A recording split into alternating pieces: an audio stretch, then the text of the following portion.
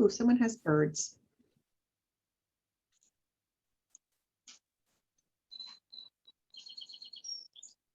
Nice.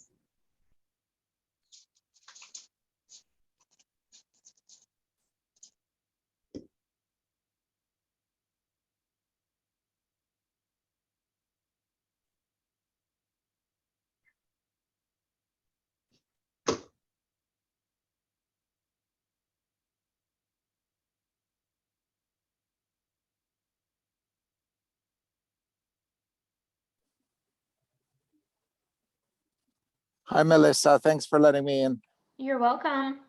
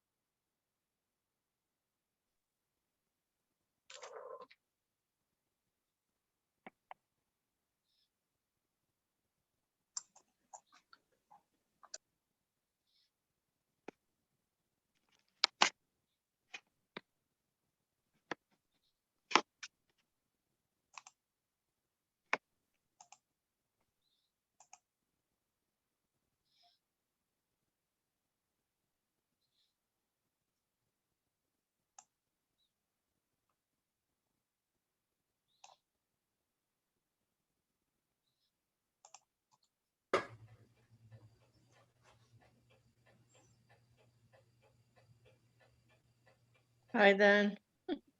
And hi, Nigel. Long time no see. How about it?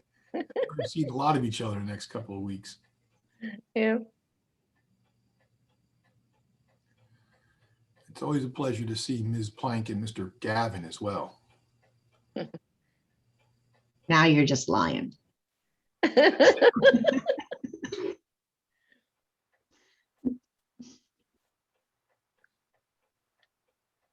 So we meet again, everyone. Hi. You're all strangers. Yeah.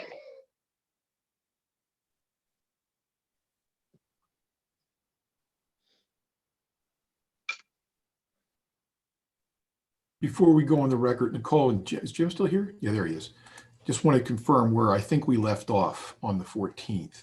I think we left off that Nicole was in the process of direct examination of Kevin Timochenko. Is that correct? Correct. Jim, you agree? I do. All right, good. All right, so that's where we'll pick it up when we get this show started again. Okay.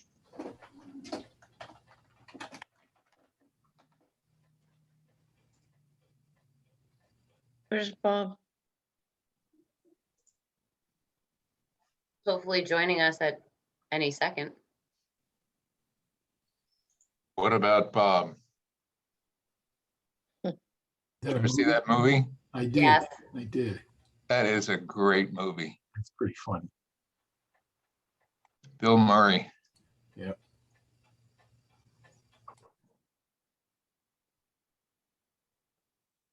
And who's the actor that's the doctor? Oh, yeah. Little guy. Can't think of his name. Picture him. I can't think of his name either. Yeah, yeah. It's funny. That's a funny movie. A great movie.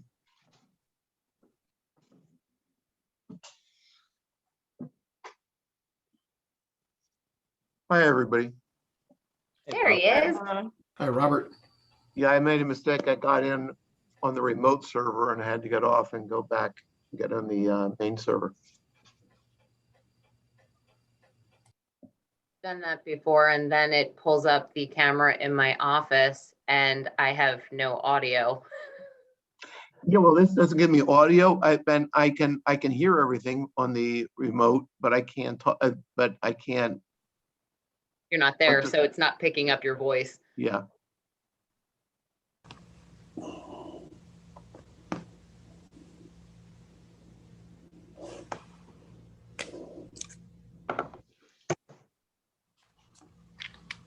I'm beginning to feel like I own a piece of this parking lot.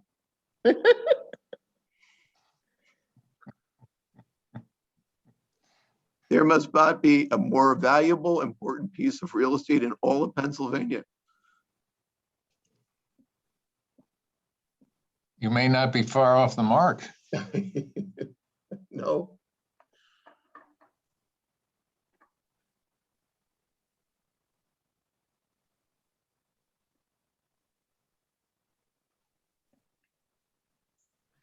Who do we need? Jim, are your clients here?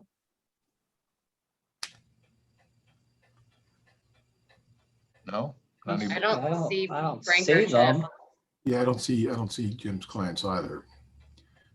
We can give him another minute or two, but it looks like we can at least get started because very shortly, because I see Kevin's here. He was the witness that was on the stand. Nicole's here. Frank just There's Frank, joined. Yep. Is there anybody else you're waiting for, Jim? I would think Chip. I'll email You him. can give him a couple more minutes.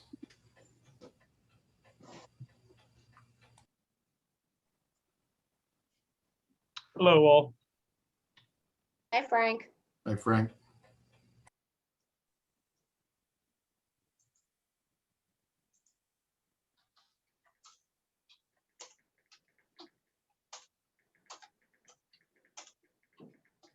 Hmm.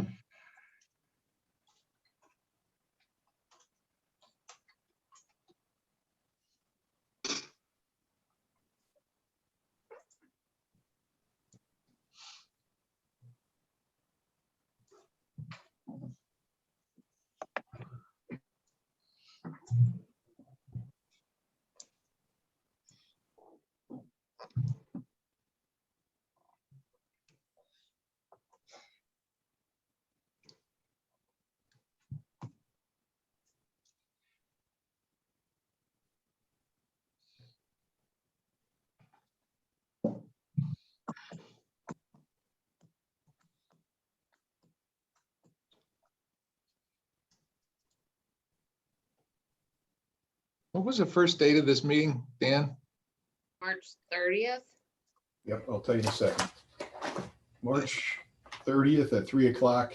Second one was April 14th at 3 o'clock. No, that's right. Third one was today at 2 o'clock. Yeah, okay. I'd actually even forgotten we had a second. Dan, I think you said that wrong. Today is not the third one. It is the last one. Yes. I think that is hopefully correct.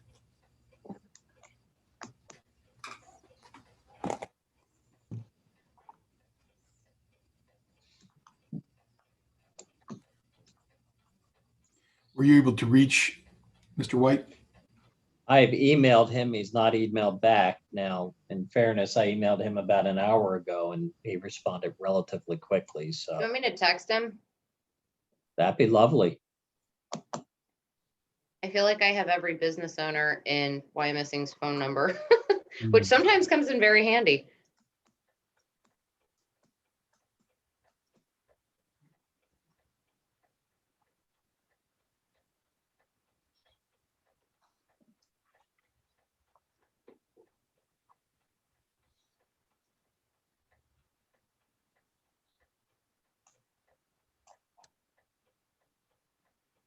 Hey, do we have a stenographer on here?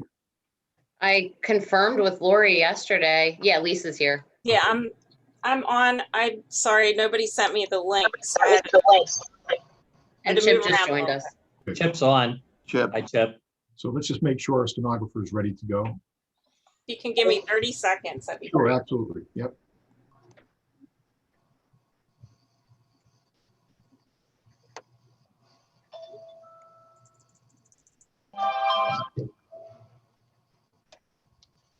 All right, I'm ready when you're ready. Everybody set?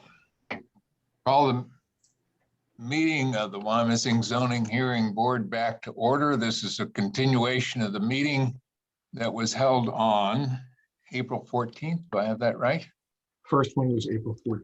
I'm sorry, the last one was April 14th. That's correct. First one was March. Continuation of the meeting on April 14th. And at that time, Nicole Plank was in the process of, yes, Examining, it's right, examining Kevin Timochenko. So I guess we're back to you, Nicole, to continue. Okay, awesome. Everybody ready? yep, and Mr. Timochenko, just please remember you're still under oath. Very good. Mr. Timochenko, just to get us back on track and clear up the record from your last testimony, can you tell the board what you do for a living? I'm a real estate developer and builder, And how long have you been in the real estate business? 35 years. And as part of the real estate business, you mentioned that you do development as well? I do. We currently have approximately 40 developments going on in various stages as we speak. And as part of the development portion of your real estate business, do you ever need to obtain variances for parking? Yes, of course, we do it all the time. And are you aware of the burden on the applicant to obtain a variance for parking? I'm very clear on the burden that most applicants have to bear in order to get a parking variance. We find it very difficult to get parking variances, especially if we're trying to add a use. And you understand that you need to prove that you didn't create the hardship, That's absolutely correct. and that the variance is requesting the minimum relief requested for the use of the property, Yes, that the variance will not substantially impair the appropriate use of the neighboring properties, that is correct. and that the variance will not alter the essential character of the neighborhood.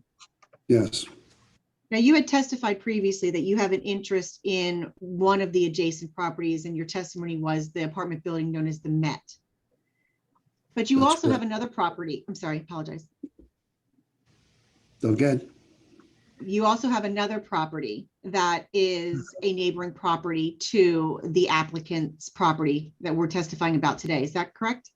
correct. I own on the other side of the railroad tracks, the Wyomissing corporate campus, which is approximately 180,000 square feet of Class A office space. What is the value of the Met?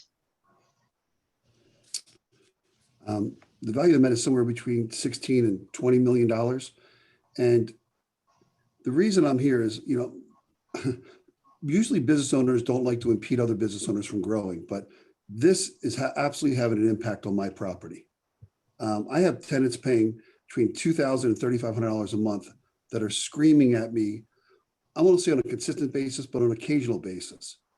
And it's just, and my employees are just, I actually told them to stop talking to people or parking there. So I'm not going away until this issue is resolved. Obviously, it's a big issue for me. I wouldn't have spent this kind of time and money on it. Mr. Timochenko, you mentioned that the rental price range for the apartments at the Met is between $2,000 and $3,500. Does that include parking? Sometimes it does, and sometimes no, it doesn't. There's an additional parking fee for either inside the garage or for reserved spaces around the property. So all of the tenants, when they rent at the Met, are guaranteed parking? That's correct. You just testified that there have been, and you testified at the previous hearing as well, that there are issues with the applicants, tenants, and invitees affecting the Met and the tenants and employees of the Met.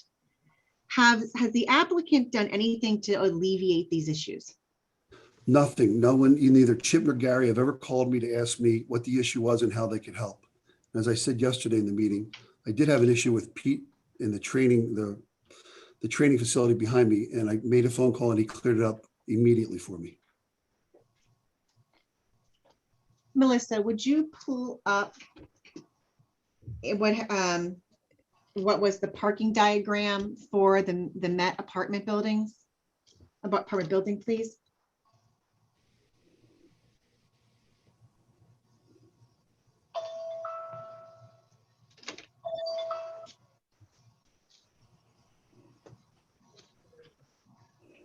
Perfect, thank you. Have we looked at this one before? I'm just looking back at the list of exhibits. Has not been discussed for this hearing, is that correct? Correct, not at this hearing. We did at yesterday's hearing, but not at this hearing. Okay, I believe that So, looking at the list, I think we were at Met 3 for this one then, is that correct? Correct. Okay, so we'll mark this as Metropolitan or Met 3, Exhibit Met 3. Mr. on. Beck, Mr. Becker, I apologize for the need to interrupt, but Please. it's my understanding that at the time of the prior hearing, Mr. Timochenko's counsel had submitted exhibits that were pre-marked. The exhibit that is already marked as Met Exhibit number 3 appears to be a decision from the zoning hearing board. So for the sake of the record, I believe we need to clarify what this exhibit's number is. Yeah, I was actually going to say that, thank you, Jim. I was actually going to say it probably is going to be so much easier because with the last hearing, I did submit pre-marked. So we should probably just mark this one as Met 17. Okay. that's Because fine. we want for the record to keep it completely clear. And did we mark and move, did we mark those prior exhibits at all, Mr. Gavin or Ms. Plank? We did mark them. I didn't You pre-marked. I didn't make a motion to submit them yet, but they were marked, yes.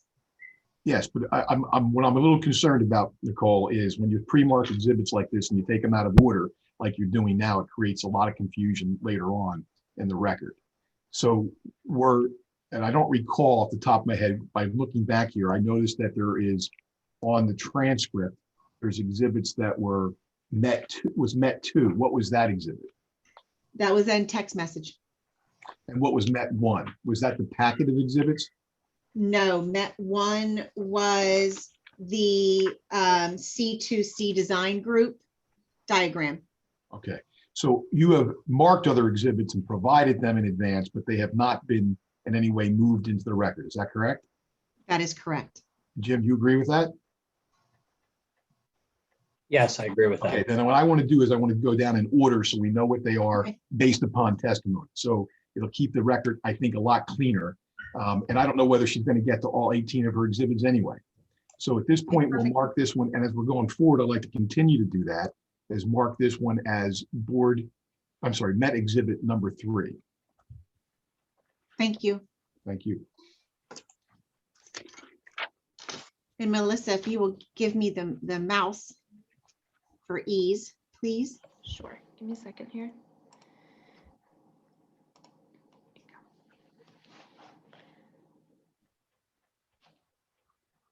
You might want to see what these,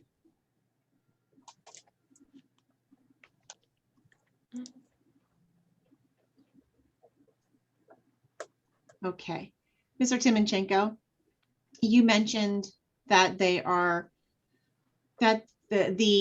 tenants and invitees of the applicant are parking on the Met property. So first, can we identify for the board, kind of outline what we're looking at with this picture? You're looking at the Metropolitan, the front of it along Hill Avenue. And then that's the main parking lot in the front right there.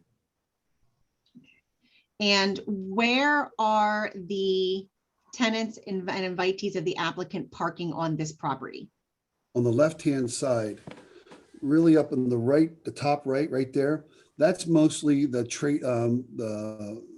recruiting office parks there all the time. And we actually And the have a recruiting, tenant. Yeah, I'm sorry.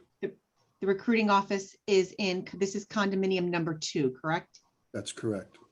And just And to the make recruitment sure for the record, Nicole, we're trying to describe this as clearly as we can. So to the left of the green line, there's a partial building. I can't read what that says in there. Can you tell me what that says? I think it says 2 multi-story brick building. I think that's what it says, multi-story brick building. And that's the location of the Wyomissing Industrial Park, and where Mr. Timochenko just described is the location of the recruiting center. Is that correct? Correct. Okay. And the spaces that you were just highlighting a moment ago are on the plan, seem to have some gray highlighting on them as well. Is that correct? That is correct. Okay. And how many spaces are within that area? I believe 5. Okay. And then down here, Mr. Timochenko, directly across from the parking lot of the condominium number 2. Yes, park there. Mostly it's from condo 2, but on weekends it's from the works. They'll park there. And these parking spaces, these 9 parking spaces, You referenced reserved parking. Is this the reserved parking you were referencing? That's correct. And this is parking that the tenants have to pay additional fees for? No, they do not have to pay a fee for exterior parking, but we reserve it because of the location to their unit. And you mentioned that they also park in the main lot. And the main lot is right off of Hill Avenue in front of the building, correct? That's What I'm correct. circling right now. Where Yeah. where in this lot do they mainly park? To the left side, but mostly everywhere, because as I said yesterday, we're 100% full and parking is at a premium for us also. And there's been a lot of talk during these hearings about, the works and how full their parking lot is. Somebody should come over our lot and take a look on a Friday and Saturday, because it's just, there's a lot, we have very little space left. Okay.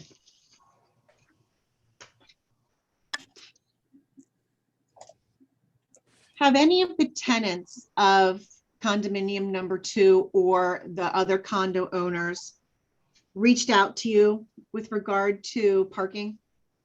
Yes, 2 of them. Baja Beach contacted me and said they were willing to pay the full amount just themselves. And the yoga studio, when they found out that Gary canceled the lease, they offered to pay just to park there also. And when you say the lease, which lease are you referring to? The lease that, in this particular case, the lease that I had with Gary Roaming. Michelle, sorry, not Michelle, Melissa, would you bring up the month-to-month parking lease with Summit Steel and Hill Avenue? It should be, I guess, 1 or 2 pages before this. Next one. Thank you. And would you be able to bring it up? Because thank you. So let's mark this as Met Exhibit number 4. Mr. Timochenko, can you identify this document? Yes, that's a parking lease we had with Gary Roaming. And this is the lease you're referring to that you stated that Mr. Roman had terminated. That's correct. And if everyone can remember, or I can go back to Met 3 if you need me to. Let's go back to Met 3 so Mr. Timochenko can outline where these parking spaces were.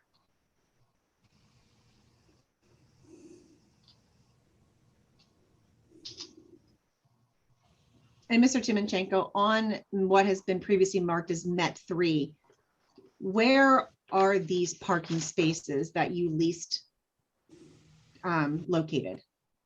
Right in front of his condo unit, except for the part in the bottom left-hand corner.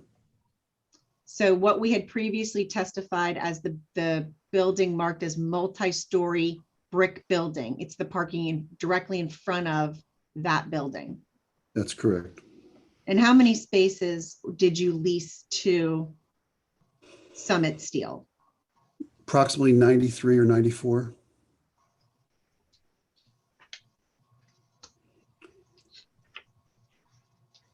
And did you also have a lease with the applicant for additional parking as well? I did. Melissa, would you please go to the document marked parking rental agreement?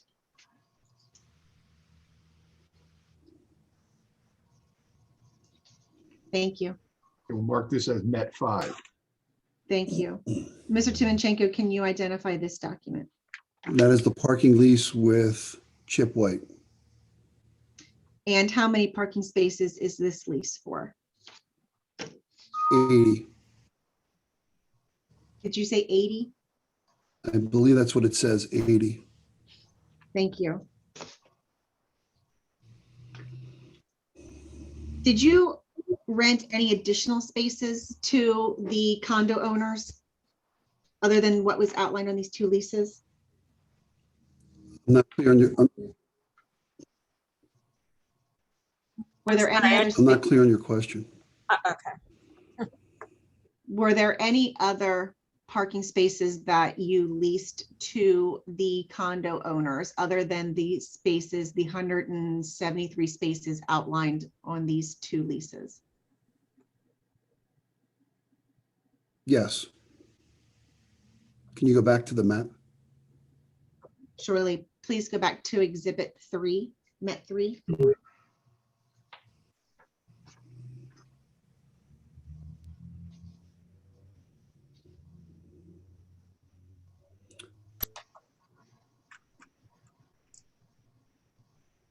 If you see the spot, the parking right in front of condo 2, but you see that little, I'll call it arrowhead on the left-hand side? That part that juts out there? Just the, I don't have the mousy thing. Maybe Melissa can move it around and show you. Do you need her to move it up as well so we can see Yes, the full, the please. bottom? Yep. Okay. Melissa, can you give access to the mouse to Nicole again, please? It says it's waiting for her to take access. Okay. Oh, I'm sorry. It's okay. Yes, those 40 some spaces right there, I just let Chip have for free. I never charged him for those. So in addition to the 173, they had access to an additional 40 for a total of 213 spaces. No, Chip also had access to the lot across from the Metropolitan on the other far corner. I think it's to your right, to the right of that, right there. Yes, So it's not actually depicted on exhibit number 3. that's correct. It's not on this, but there was another 30 spaces there that I believe he let his employees park in.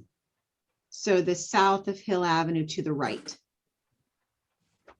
That's correct.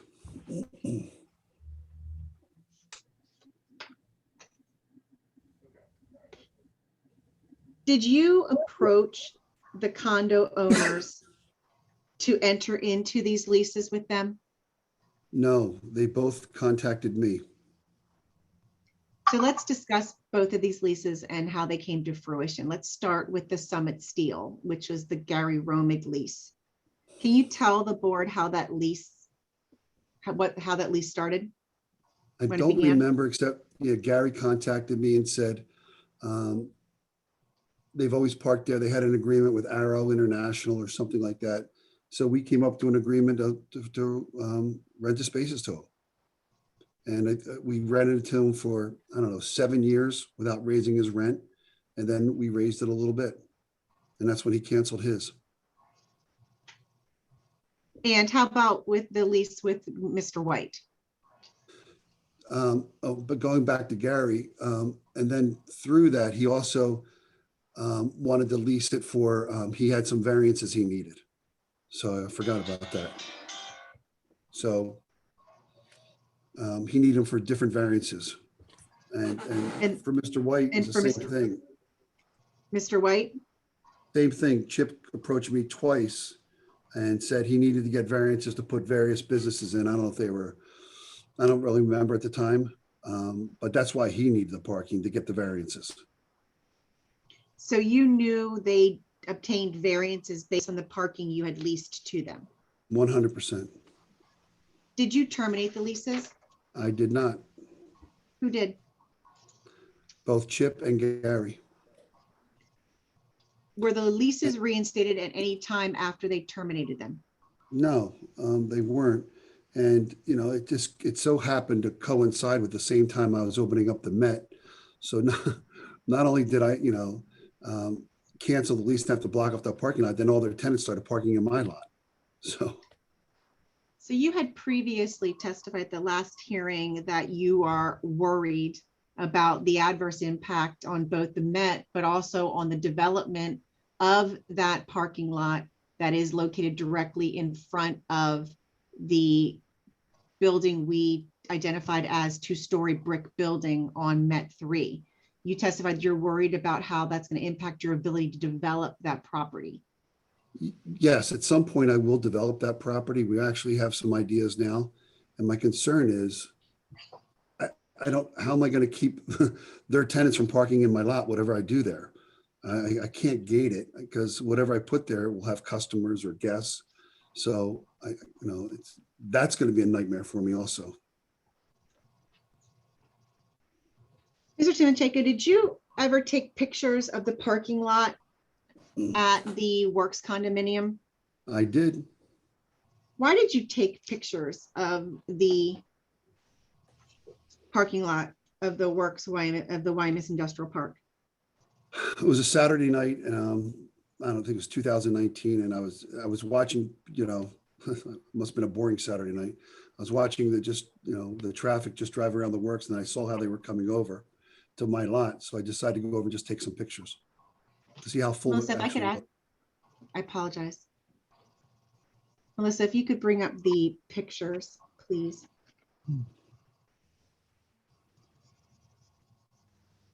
These pictures were taken during the day, these ones.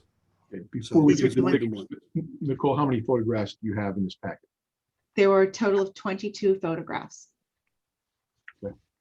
So you start marking them, I guess, as we go here. Do you want to just mark them? Because he's just going to go right through them. Do you want to just mark them as Met 6? We'll do that as Met 6, and then we'll just Yes. kind of do them as A, B, C as we're going, so you have that. Okay, thank you.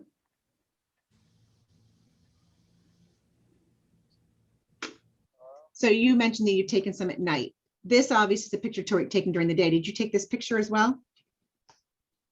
Yes, And these pictures are all of the pictures we're about to go through from the parking lot at the Wyomissing Industrial Park condominium. yes. And can you tell us what this picture shows? That's just a picture of how they don't park, and there's no striping there, and they're just parked all over in this particular section of the parking lot. If we turn to the second parking lot, what's the second picture? What does this picture show? Same thing, no line striping, just parked wherever they want. And if we turn to the third picture, what does this picture show? That is actually next to condo 2. How they park, that's the training facility, which is right next to my building. And I think there's a few more pictures of how it's just so overloaded, they actually just spill into my lot. You'll see them, I think, in other pictures. And if we go to picture number 4, what does this show? That's the front of the Works again, just how they park. Not in parking spaces. Correct. And picture number 5. Oops. Hold on a second. I go to the next picture, please.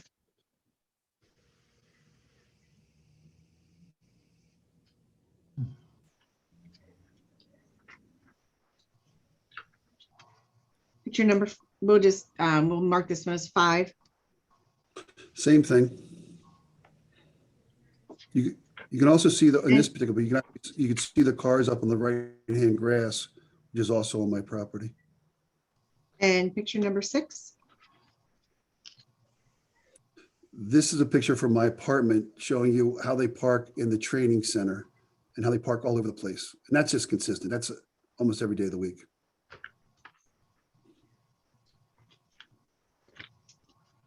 And the next picture? The alleyway going down, how they park all over. And on both sides? Yep. Next picture?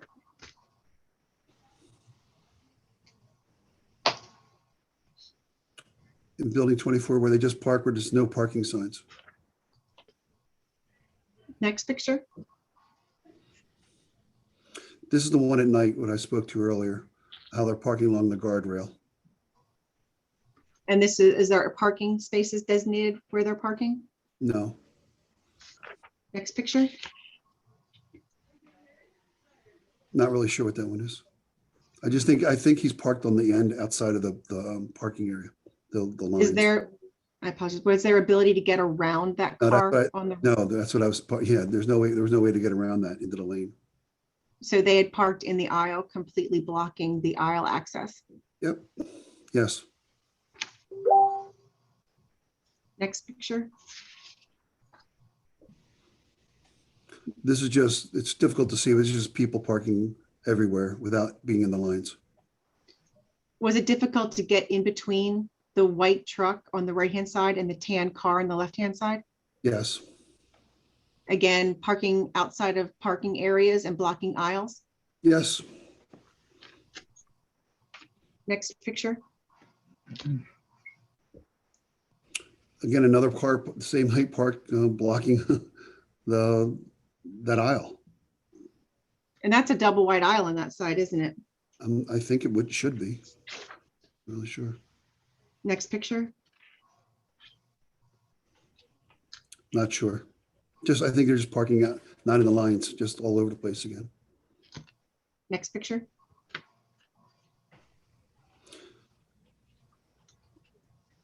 Are these cars parked in parking spots? No, They parked against the guardrail? yes, Are they blocking the aisle? they are. And I think later on, there's a picture where we ran into a car. Okay. Next next picture. What happened here? This is a car coming directly at me, and we had to just both stop to see who was going to go left or right because there's nowhere to go along the guardrail. So we couldn't pass each other. And these pictures have all been directly in front of the works itself, correct? Yeah, you can see the signage in the background. Yeah. All right, so next picture. Now this is the parking lot going the opposite way, correct? Going over by Gold's Gym and Russo's. That's correct. And what does this picture show? Honestly, I'm not sure. Does it show there's any parking available? No, Next picture. Does this show any parking available? no. Next picture. Along the street was completely full that night also.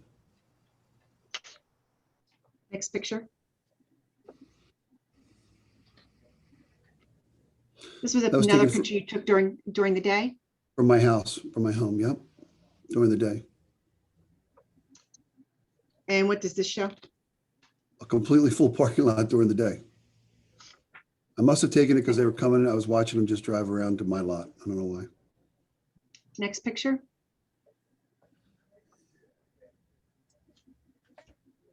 What's this show? This shows that the training facility using our parking lot.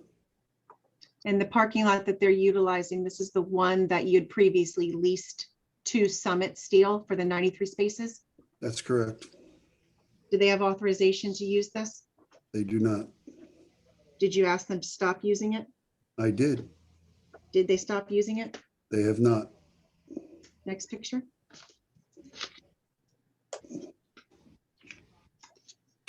Another training.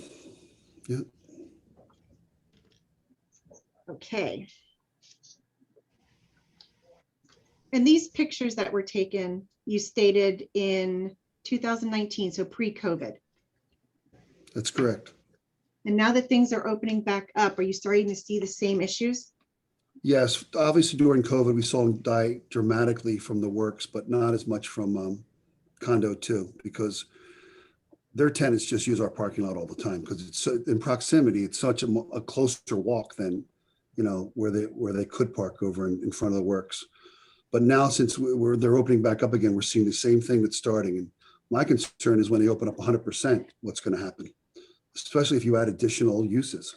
And the use before the board today is this training facility for, if I remember correctly, training facility for athletes, where the testimony of Mr. White was parents don't stay. Do you believe that that testimony was accurate? I do not. This particular training facility is, I don't know if we can pull it up on a map, is literally 20 feet from the rear of our building. And there's zero parking back there, zero, that they would own. They would have to lease it from somebody else. And my concern was, will they do the same bait and switch on using someone's parking lease and then cancel it? And then they're going to be parking in my lot again. And as far as the number of uses, I mean, the people, I consider myself an expert in raising kids who are athletes. I have 6 that have played in college. And I know for a fact when I've gone to these training facilities, parents stay, grandparents come in today's society. Especially if you live more than 15 minutes away. You're not going to drop your child off, drive 15 minutes home and 15 minutes back for an hour training session. That's just not true. So I don't know how they could say there's only going to be so many people, because I know for a fact when I go to these training facilities, they're very full. Mr. Timochenko, if the relief requested today is granted, do you fear the tenants of the applicant's building will continue to use the Met's parking for its customers to the detriment of your tenants and your properties? Of course. No further questions.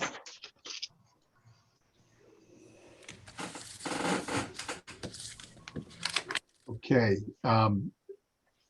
At this point, I'll ask if the board has any questions for Mr. Timochenko. I have a question. The people that I'm looking at, the picture in front of me, who are they? They're with the recruiting office. They're young kids that they train probably 3 days a week outside the building. So if it's not in my lot here, it's in their lot where you saw those cars parked right outside. These are not members of the military, or? I don't know. I don't know. Okay. David, what I think they probably are is that they are applying or interested in getting in, and they're trying to get them in condition so they pass the testing that is prior to admission to the military. That's what I suspect. Prior to taking a physical or something. Correct, or physical fitness examination if they require. Yeah. Kevin, have any of the incidents, altercations, however to call them, have any of them been specifically with Works employees? No, I don't believe so. No, I don't believe so. So it's mostly a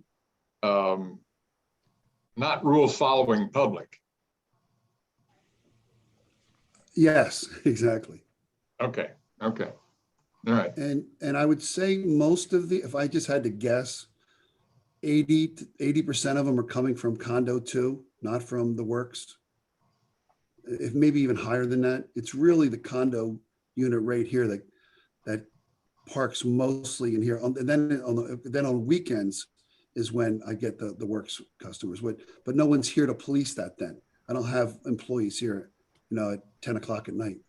I just hear complaints from my tenants who go, I came home, I went to pull my spot, and again, somebody else was in it. I'm paying $3,000 a month. I'm not going to put up with this, and they don't. I mean, $3,000 a month is more than most of us pay for a house, and they want their parking spot, and they deserve it. So. Can't argue that point. But condo 2 is of course right on top of that parking lot. So it makes sense. Yeah, I don't get Works issues during the day because they have plenty, they have parking during the day. It's really in the overflow in the evening. Any of my fellow board members have questions? The picture, David, the picture that you referred to, the one I'm looking at, obviously that's during the day. I don't see any cars parked there. Is that blocked off? Yeah, that's Kevin's parking area that is barricaded, correct? Kevin? That's correct. Yeah. And are you saying that there's a problem with people parking there at all, or just using it? No, they can't get it. It's barricaded. Where they're parking is to the left, that inside the Metropolitan property. I see. So Kevin, This is the lot that Chip and Gary leased. And when they leased it, we have no parking problems. It's only when they canceled their lease that they started spilling over to my property. So Kevin, looking at that photograph that's currently on the screen, which I think is 6, and it's the last one, which I think is 21, the way Nicole was going through them. You see where the silver vehicle is. Is that part of the Met parking lot? Yeah, those are those 4 spaces, yes. And you can see the signs right in front of that car that will signify apartment 2810 or 2710. And are they the spaces these people live. are they the spaces that you were referencing earlier that are on the Met parking lot where people come in and park and then go into building 2? Correct, because if you could see this gentleman here who has the ropes, the building is literally 10 feet in front of them. So they just come and park here and just go right into that building. Because they don't, I don't know if the tenants tell them where to park, but they don't want to drive all the way around and park in front of the works and then walk all the way down.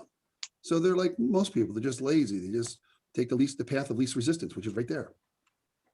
Right, may I ask another question? Sure. The cars that are parked where you referenced, have you put notices on them, on the cars, that they are parked illegally and will be towed? I think we started doing that. And we've done it a few times. I've asked my employees not to get in an altercation anymore because people are just, they're nuts today. You know, I personally, I've been in 3 altercations where it was with a husband for the medical. There's a medical supply company there. He goes, I'm just dropping off supplies to my wife. I said, sir, you're parking in one of my tenants' spots. And he got in my face about it. I mean, I was like, okay. So, He must have been a big guy. sometimes they're only there. He must be a pretty big guy because you're a pretty big guy. Right. So I probably had some more choice words besides that, but I'll leave that for another day.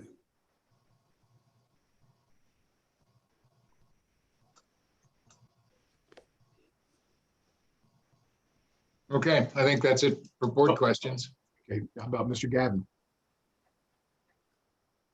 Thank you. Mr. Timochenko, I reviewed your testimony from last time. And in terms of the problems that you've had from tenants at what I'm going to call the Wyomissing Industrial Park, you said one was from the Baja Beach use, that was causing you a problem. Is that I correct? apologize. I'm not clear on what you're asking. During the course of the last hearing, you testified that tenants from the Wyomissing Industrial Park were causing you problems with their parking. Do you recall that, sir? I don't, but that they do. So. Okay. And you said one of those were the people that used Baja Beach. Yes. And you would agree with me that Baja Beach is not owned or operated by Mr. White, I would agree correct? with that. Okay. You said the other, which you described at your prior testimony as the biggest culprit, was the recruiting center.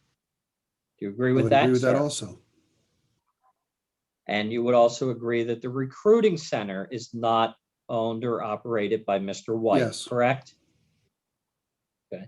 And you said today that 80% or more of the problems that you have are coming from condominium unit number 2, because that is the unit that is the closest to your property. I want Is to that clarify right? that 80% of our during the day is from condo 2. In the evening, we don't have any way to measure it except when tenants complain to us. So mostly time in the evening is from the works when they're overflowed and they come to our.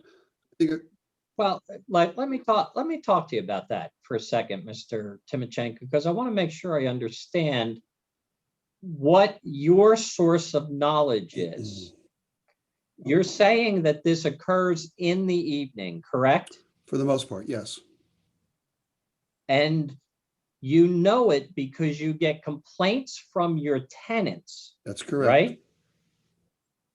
After the fact, correct? That's correct. So it's not something that you're personally observing as it is occurring, That's not correct? correct. I personally have observed that. I live in the building. So when your tenant complains, do you go outside and look at it right away, sir? No, I said I personally do it. I don't. When a tenant complains, you were right the first time. We usually hear about it the very next day. Well, then Mr. Timochenko, I'd appreciate it if you listen to my question and answer the question that I asked. My question related to when you get a complaint from the tenant, your source of knowledge on what might have occurred is what the tenant told you, correct? When you say what might have occurred, I want to just clarify that. You mean when they tell me someone's parked in their parking space? That might, I don't know what, Mr. Timochenko, I don't know what they're telling you. They report to you something happened, correct? that's correct. What they are reporting to you is not happening as they are speaking to you, or is it? Well, it all depends on what you mean when you say reporting to me. Are they calling in to our office and reporting at that moment? Sure, that could happen. Are they calling the answering service? That could happen in the moment. Sure. All right.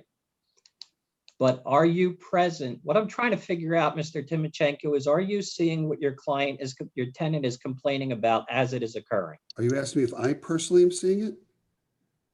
Yes, Mr. Timochenko, was there something about that question you didn't I understand? really don't like your attitude.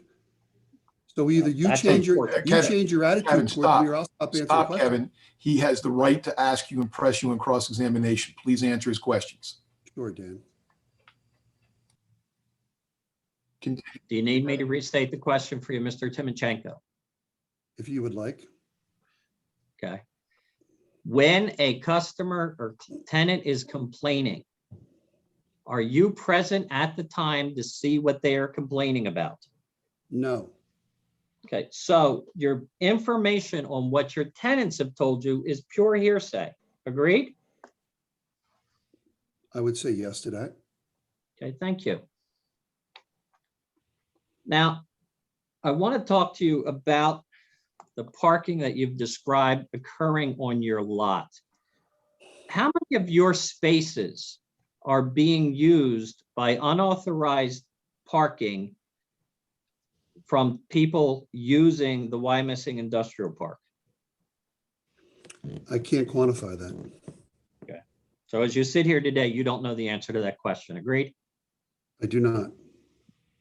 So what you're concerned about, though, today is that people from the Wyomissing Industrial Park are parking on your real estate. Is that right?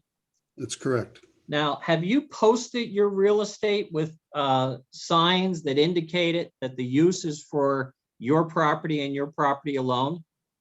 I believe so, but I'm not 100% sure. Okay, you understand you can do that, right? Yes. Okay. And to the extent that you wanted to do it, you would do it, wouldn't you? Well, I think you can see the signs right here in front of these cars. We have posted a lot. Okay, and to the extent you wanted to post more, you could, right? Of course. You're referencing right now, you're referencing Exhibit 6, number 21, which is the one on the screen, and addressing the signs that you previously testified to that says private parking. Is that correct? Yes. Thank you. And your signs could indicate, if you wanted to, that you would have cars that have parked on your property without your permission towed, couldn't you? Yes. I'm not sure about towed because I'm not sure what the ordinance is in towing, but you could obviously post that. I'm not sure you could carry it off. Okay, if you could carry it off, you would, wouldn't you? I would imagine I would.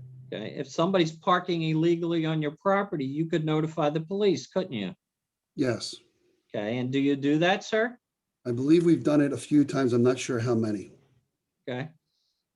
You could fence your property to keep people out that you don't want there, couldn't you? I'm not sure we could. Okay. And when you say you're not sure you could, what part of that aren't you sure about? I'm just not sure if you're allowed to. Okay. Have you ever asked? I have never asked. Okay. Have you looked into it in any way? No. Okay. You understood you can ask, can't you? I imagine you can ask anything you want. Okay. And you could look into it, couldn't you? I imagine you could. And if you're legally permitted to fence in your property, you could do that, wouldn't you? Couldn't you? At what? Sure. At what cost? Okay. Well, that's your property, sir, for you to decide, isn't it? The only reason I would need to have to fence it in, sir, is because your client, his customers are parking in my lot. Well, That's the only reason. We've already established the main culprit is not my client, didn't we? No, I said 80% during the day, and on the weekends, I could say it's probably 80% your client. When you say it's 80% my client during the weekend, how do you know which cars are actually using my client's facilities?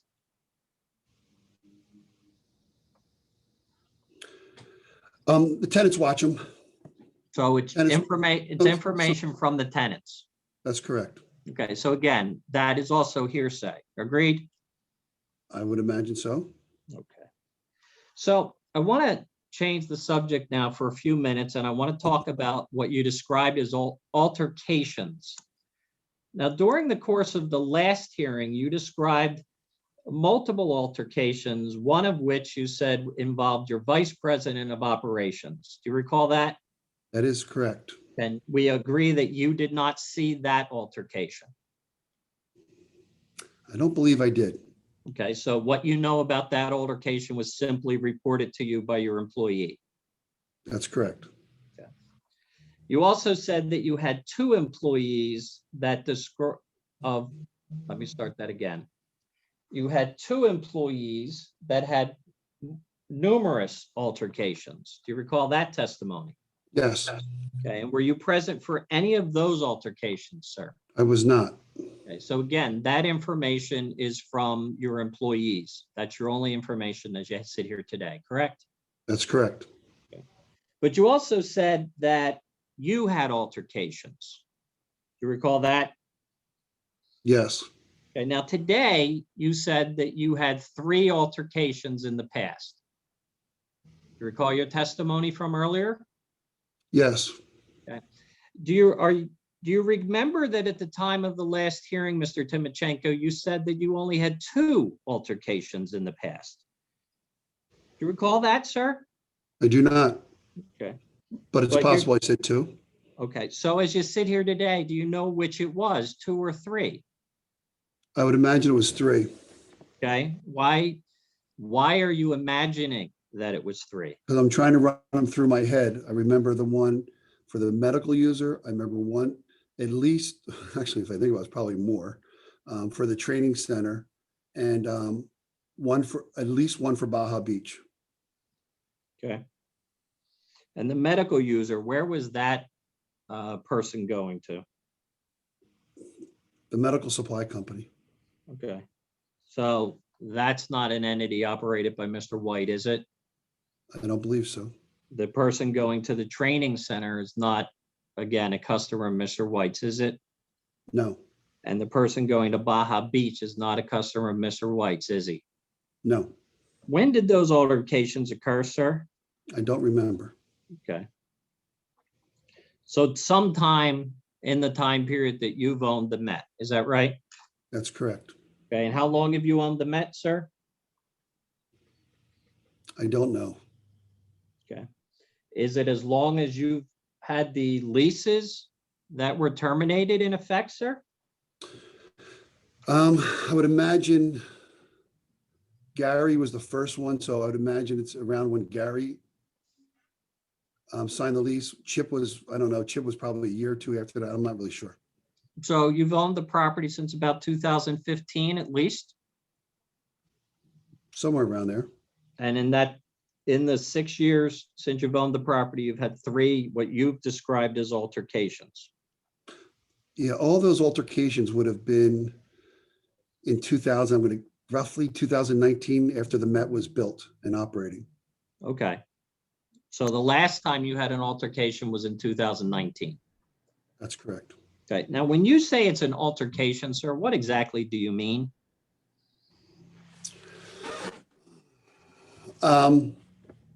Strong words with somebody else? Okay. Any physical contact? No, Any threats? I don't remember. Okay. Did you threaten anybody, sir? And when you say threat, a threat of calling the police or somebody like that, but not physically threaten them. Okay. So you said you might call the police, I correct? honestly don't remember the conversation, so I don't Okay. remember. Well, since you brought up the police, you agree that if you have problems with anybody on your property, you can always call the police, correct? That's correct. Okay. And to the extent that it would be necessary, you would do that, wouldn't you? Sure. Okay.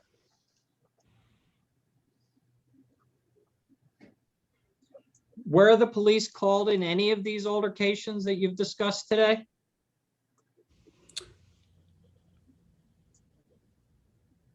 I'm not sure. I don't believe so, but I'm not sure. Do you recall you ever personally calling the police regarding any incident? I'm sorry, let me start that again. Do you recall you personally ever calling the police regarding any altercation that you've discussed today? I did not.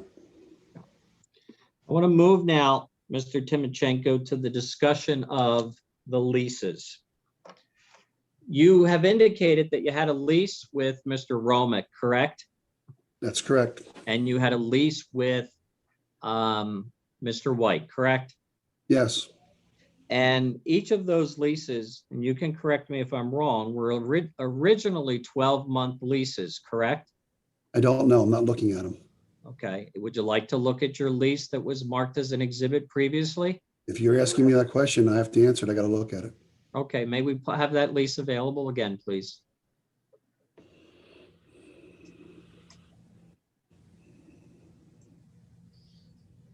I believe it's on the screen now, Mr. Timochenko. Can you see that? Yeah, I cannot read it though.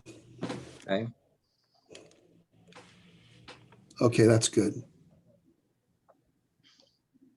Are you able to read it now? I am. And do you agree with my statement that it was originally a 12-month lease?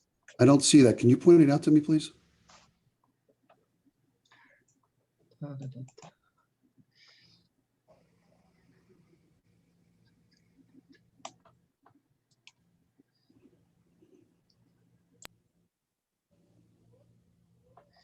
I thought I saw it earlier. Perhaps I'm not seeing it. Well, do you know, sir, whether this was a month-to-month lease? I think the lease speaks for itself. Okay, but do you know or are able to point out to me whether it was a month-to-month lease, sir? Again, I think the lease speaks for itself. It does, sir. Do you know, did you consider it a month-to-month lease, sir? I'm going to let the lease speak for itself. If you'd like to point me Okay, to a certain, so you're not going to answer my question. I think the lease speaks for itself. Okay. So this lease could be terminated by either party on 60 days notice. Is that correct?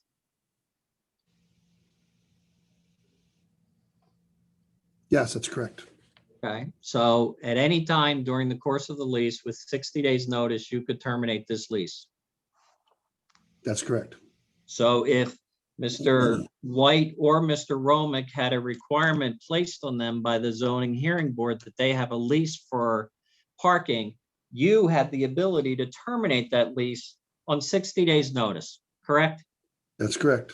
So if you wanted to increase their rent, all you had to do was give them 60 days notice of intent to terminate it, and you could increase that rent to any number you wanted, correct? That's correct. Okay. And the fact of the matter is, when these leases were terminated, you were in the process of attempting to renegotiate them with Mr. Romick, correct? That is 100% not true. Well, Okay. with Mr. Romick, not with Mr. White. That's what I said, Mr. Romick, not Mr. That's White. correct. Were Yep. so I'm clear, were you negotiating with Mr. Romick? Yes, Okay. And at the time you were negotiating with Mr. Romick, you were trying to increase the rent, correct? I wasn't trying. I was increasing it. Okay. And you were not able to come to an agreement with Mr. Romick regarding a new lease for the property, correct? I'm not sure that's true. He just canceled it.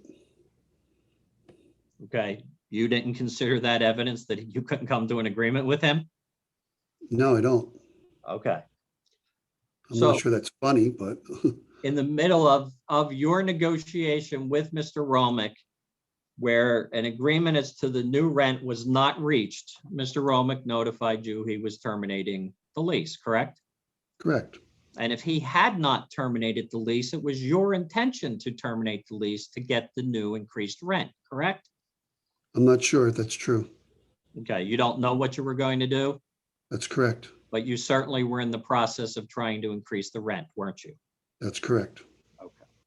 And at that same time, that's when you were notified by Mr. White that he was terminating his lease as well. That's correct. Yeah.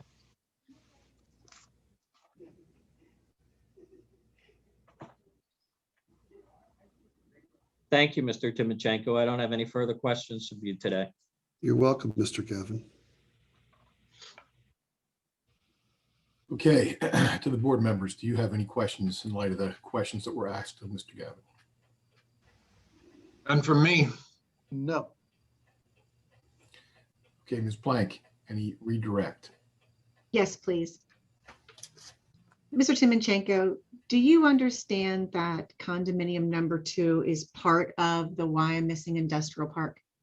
Yes, And do you understand where their parking is? I do. Where is their parking? Their parking is condo 2 is in front of the works parking lot. The signs that you have posted for your high rent tenants indicating that that is private property and not for anybody else to park there. Are those signs working? No. So, I mean, for the majority, they work, of course, but not all the time, obviously. So if you put up more signs, do you think more signs would help? No. Can you see cars going from the works parking lot to the Met parking lot from your apartment? I've personally witnessed that.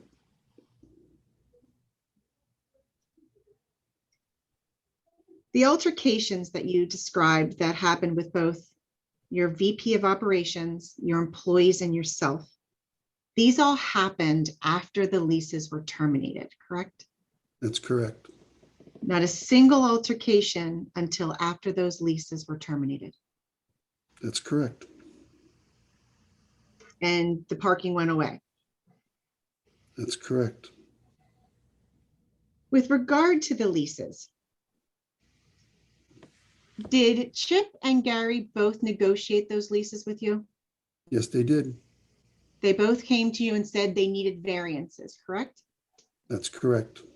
And they asked you to rent them space. Because they needed their variances. Yes. And these were arm's length negotiations. Yes. They agreed to the month to month. That's correct. They agreed to the 60 days notice of termination. Yes. Agreed to all the terms. Yes. And then they signed them. That's correct.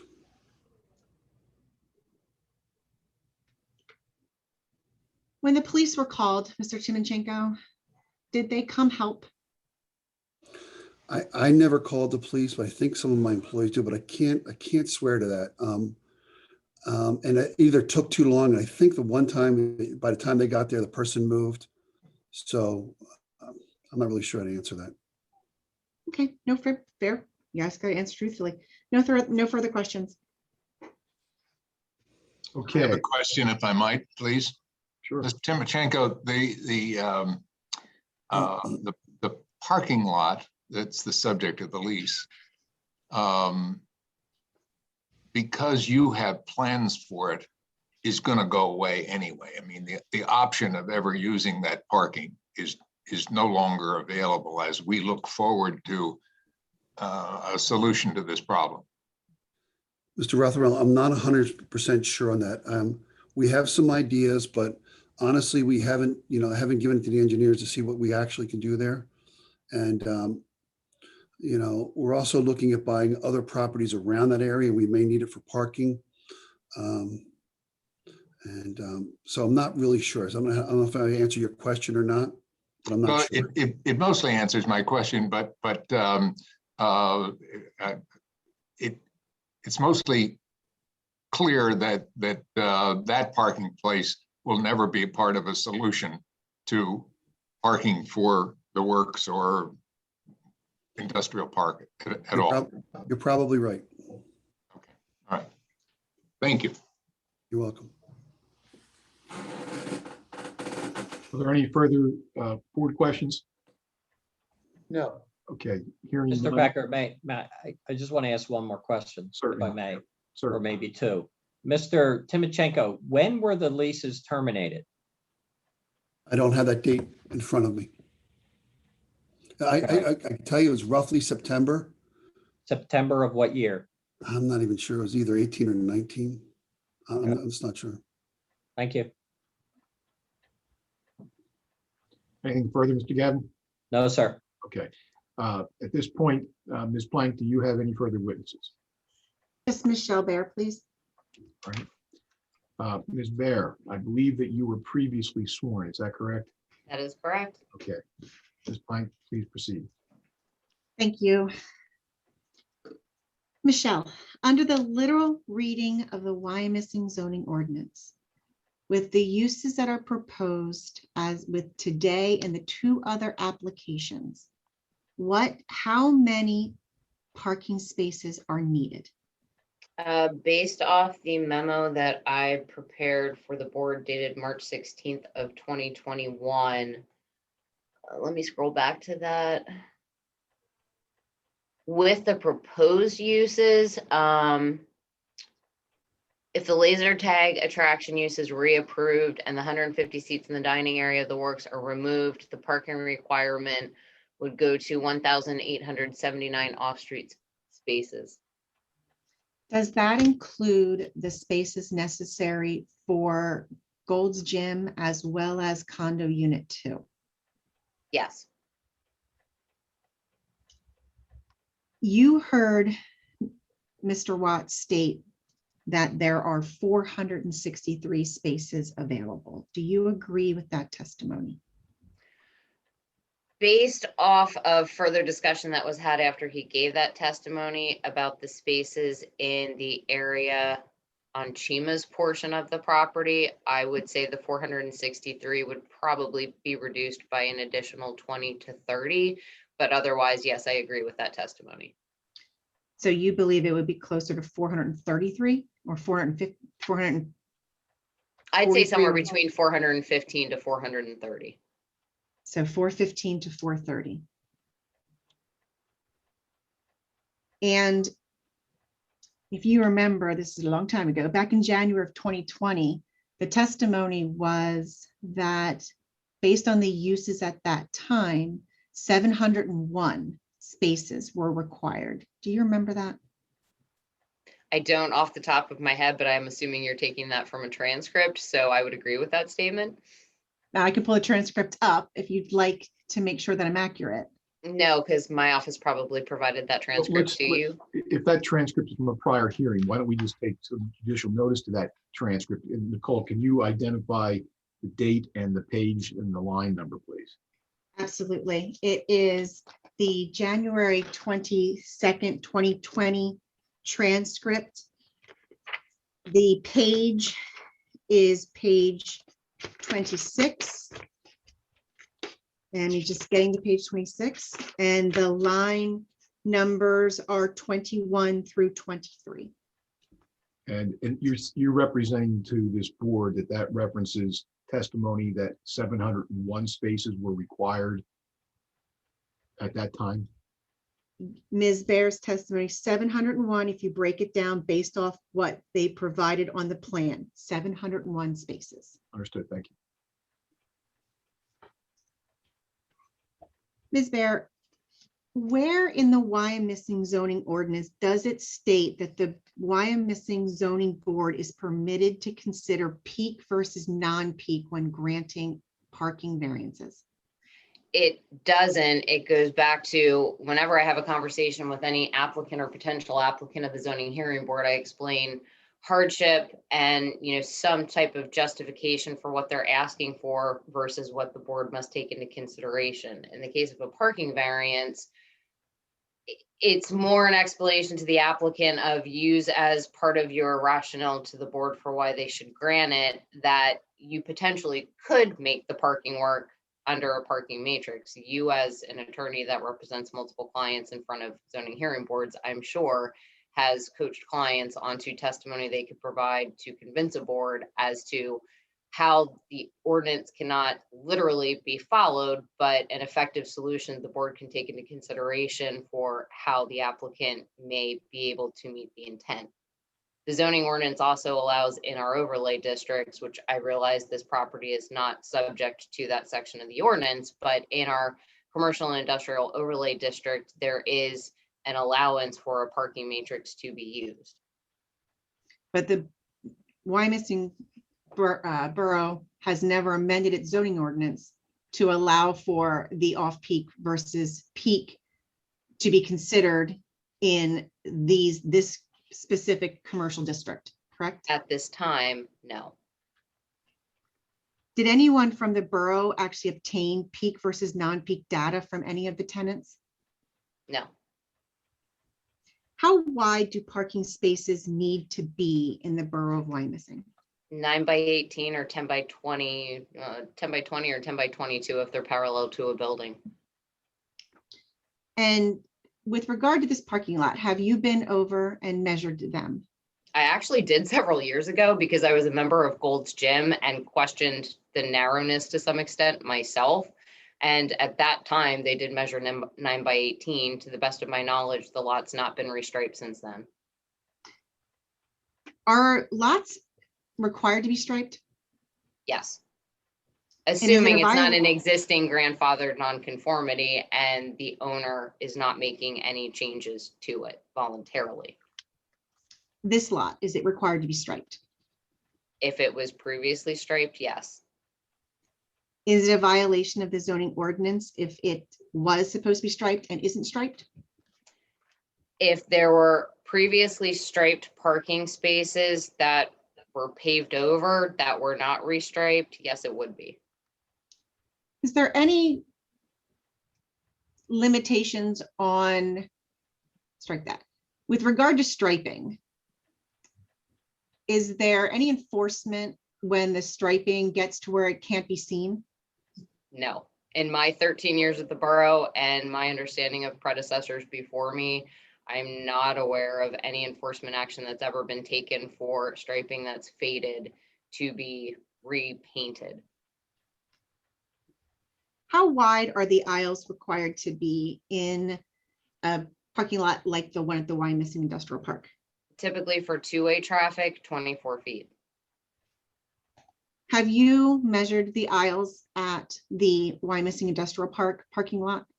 I have not. Again, my understanding, based off my time at the borough, I'm not aware that that lot has ever been resurfaced or repainted that would require any type of plan to be submitted to show the aisle widths. So it's been considered a grandfathered nonconformity that it existed the way that it does now, at least for the past, I'm going to say 20 years. So to your knowledge, the aisles have never been verified to be in conformity with the zoning ordinance. Correct. Does violations of aisle width pose health and safety issues? Potentially, yes. I mean, I can tell you I've had the fire marshal and the fire department go out and look at the property at your client's request based off of where vehicles were parking, specifically the alley behind condo unit number 2 and what I believe is building 25 without having the plan in front of me. Based off of photos your client sent me, and the fire department said they were not concerned they could get a truck through there. My understanding with your ordinance is that for alleyways, they require, is it 24 feet clearance for a fire truck? Depends what vehicle they're pulling down there. My recollection of the zoning ordinance, there's a definition of an alley, but not in terms of what you're thinking of on this property. It would be a drive aisle, but not, I mean, what we consider an alleyway is your typical alley that runs between two residential properties, or, potentially based off of where it would be located, maybe a commercial property and a residential property. So the alleyway behind building 24, I'm just going to call it alleyway because I don't know what to call it. It would not be considered a fire lane. I'm not the fire marshal, so I wouldn't be able to answer that question. A fire lane is determined by the fire marshal. Okay, there.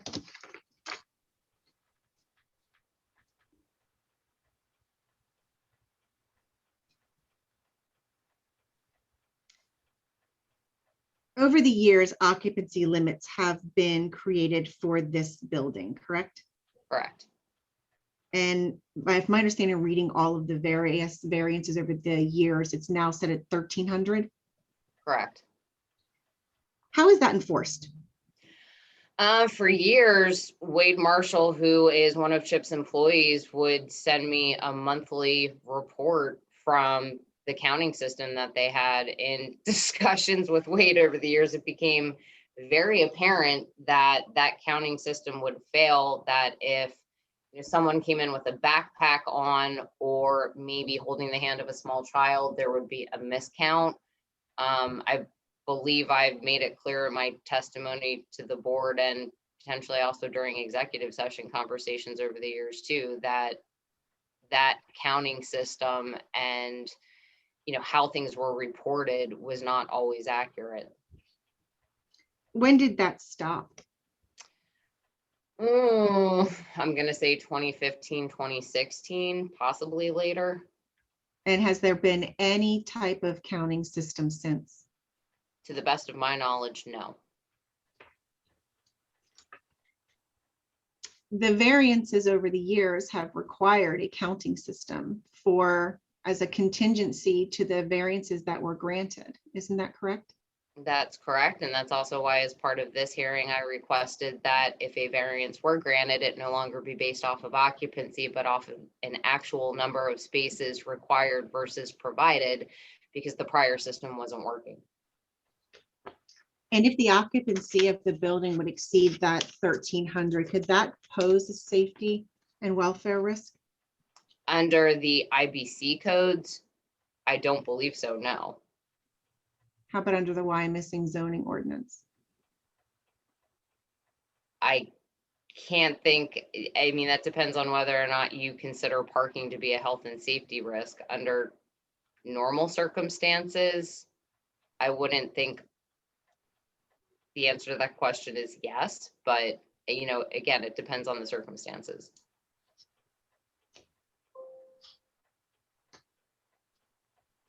Are cars permitted to park in spots not designated as parking spaces? No. And that's a violation under the code? Correct. And you saw the pictures that we put up on the screen I did. that we had previously marked as met 6. 6? Thank you, Dan.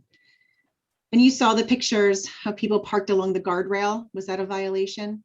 Yes. You saw people blocking the aisles and alley and driveways. Was that a violation? Yes.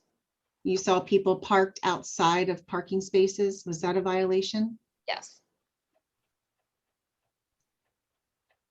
And those violations and parking where not permitted, could that cause a safety? Could that pose a health and safety risk? In theory, yes.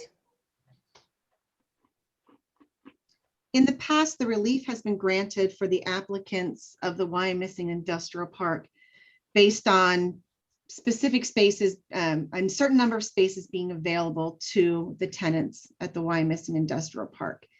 And those various variances happened in 2002, 2008, 2011, 2012, 2015, 2018, and 2019.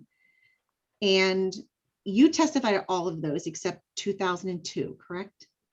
Anything prior to probably 2010, I wouldn't have testified at because I wasn't the zoning officer. Okay. Yes, I read that wrong. We'll get to them. Have you reviewed these decisions over the years? Yes.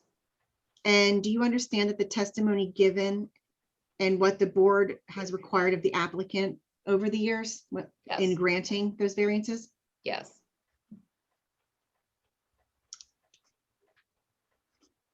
In 2002, I know you didn't testify to this one, but have you ever reviewed the 2002 variance?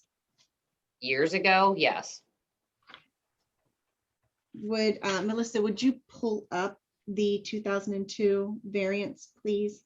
I'd previously marked it as met 3, but it's going to be met 7 now. Correct. Correct, Dan? That's correct.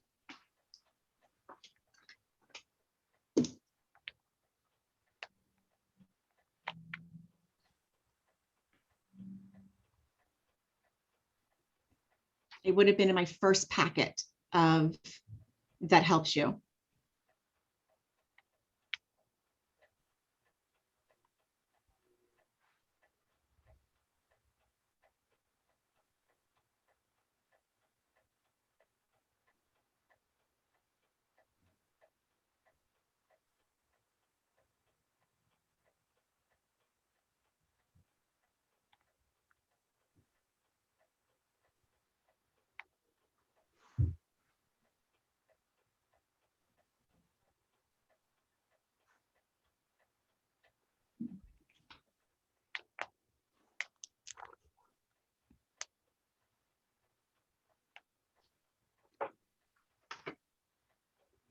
Is this what you're looking for? I can't see what's marked. What's it marked as number 3? Because I only get half the page. It was previously marked as met It number says 3. 2011. Yeah, yeah. It'll have a little white sticker in the bottom that says M3. You gotta keep going up.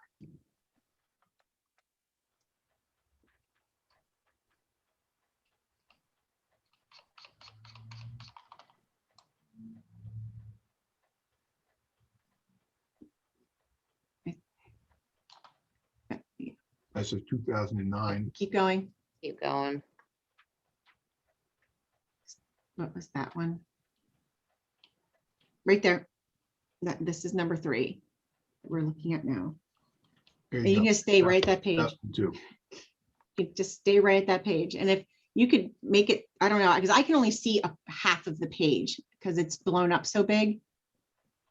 I don't know if you can make, I don't know how to make this. There we go. Okay.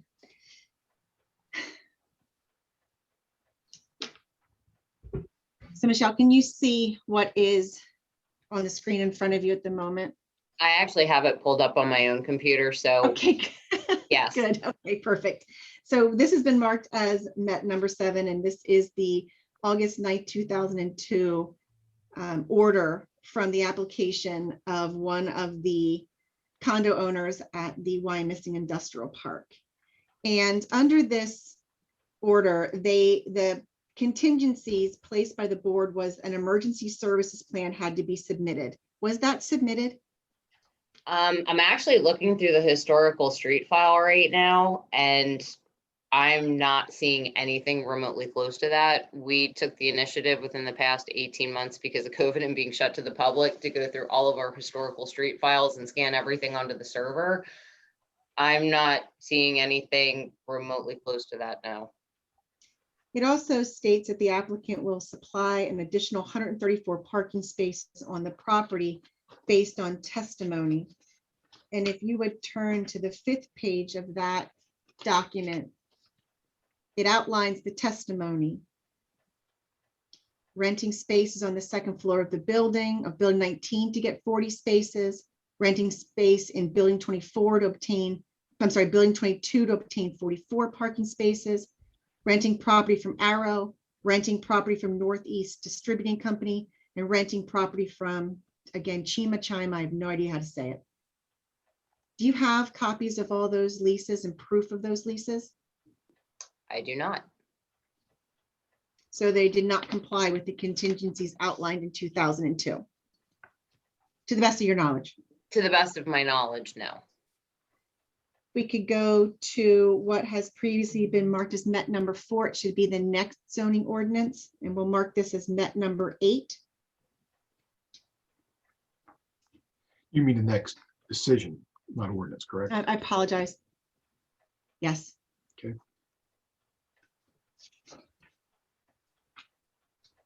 And this was the 2008 variance where the Wyomissing Industrial Park condominium owner asked for an increase from 750 to 1,000 for the occupancy.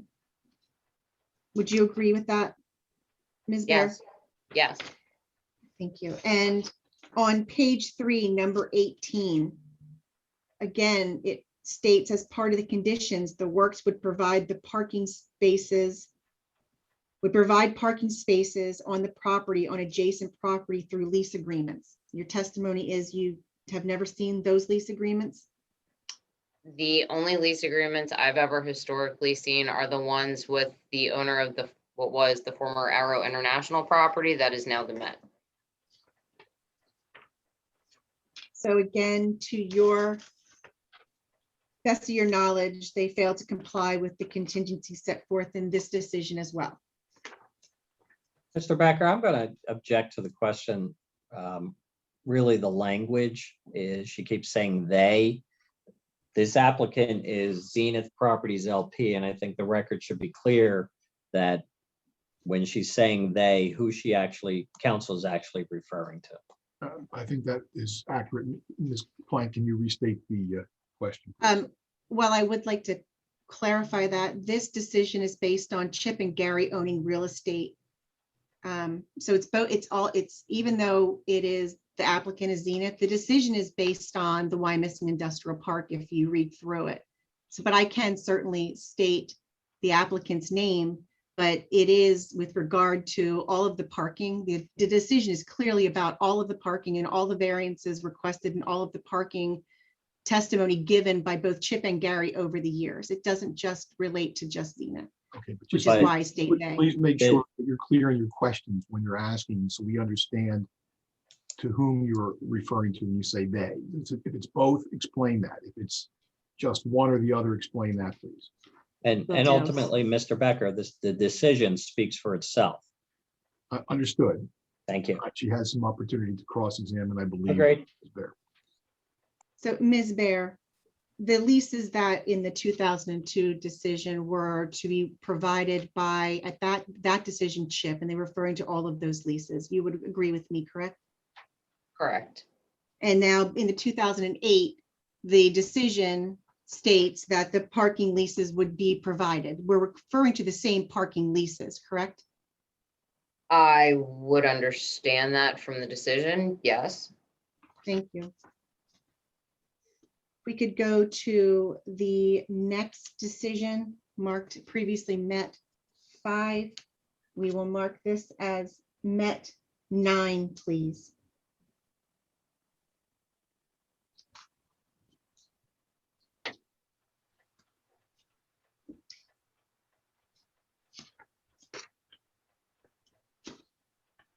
Michelle, are you familiar with this decision?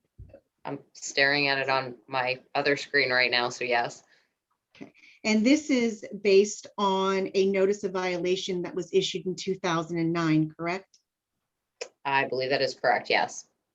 And as a result of this notice of violation, additional restrictions were placed upon the works at Wyomissing Inc., correct? Correct. And in fact, if we would turn to page 7 of this decision,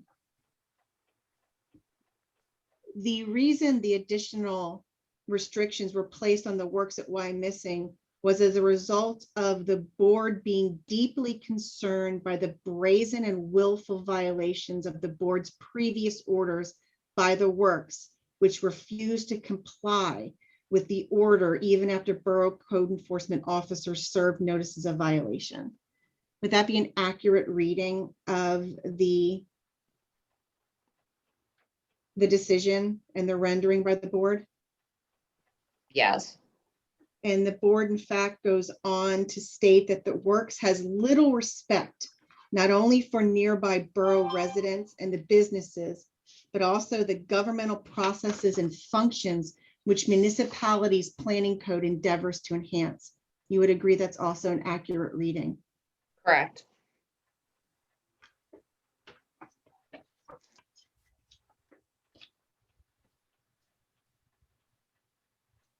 If we could go to the next document that was marked, previously marked Met 6, and we will mark it Met 10, please.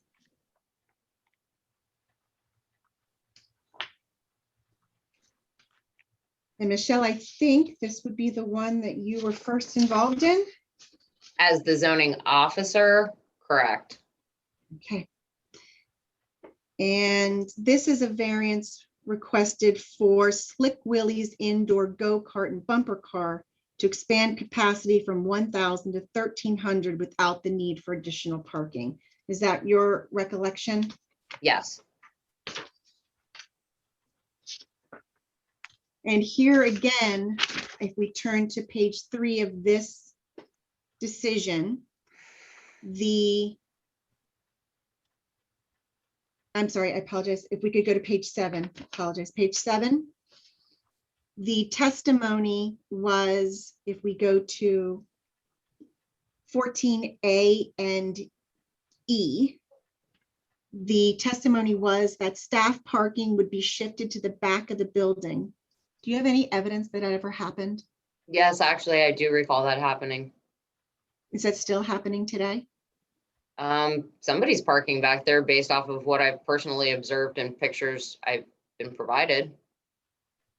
And there's also testimony that a portion of building 21 will be used for staff parking up to 60 cars by stacking vehicles, parking two behind each other. Do you have evidence that building 21 has the 60 parking spaces? Currently, no. But that was a contingency for them getting this variance. Correct. I mean, I know previously that had been used for parking. Whether or not it currently is, I can't speak to. And if we turn to page 12 of this decision, specifically subsections A, B, and C of number 1, clearly states in A that the applicant shall establish and present to the borough zoning officer cross easements for parking and easements for ingress and egress through the works to access Slick Willie's. Did that happen?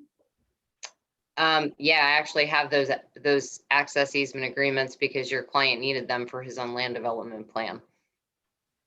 And then under B, did they establish the 36 to 60 indoor parking spaces? No, because if you read further in that decision, it was left up to my discretion to pull the trigger on requiring them to implement those spaces. And you didn't pull that trigger until the notice of violation in 2019 when you required the 80? Correct. And this also does state that the order, the conditions of prior decisions must be adhered to, and applicant is bound by their testimony from previous variance requests. Correct. If we could move to what is previously marked Met 7, and we'll mark this one as Met number 11.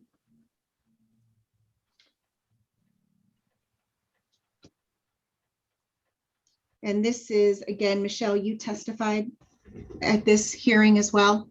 I would have testified as the zoning officer and the zoning hearing board secretary, yes. Nicole, what's Okay. the date of this decision? The date of this decision? July This is the 27th. 2012. 2012, okay.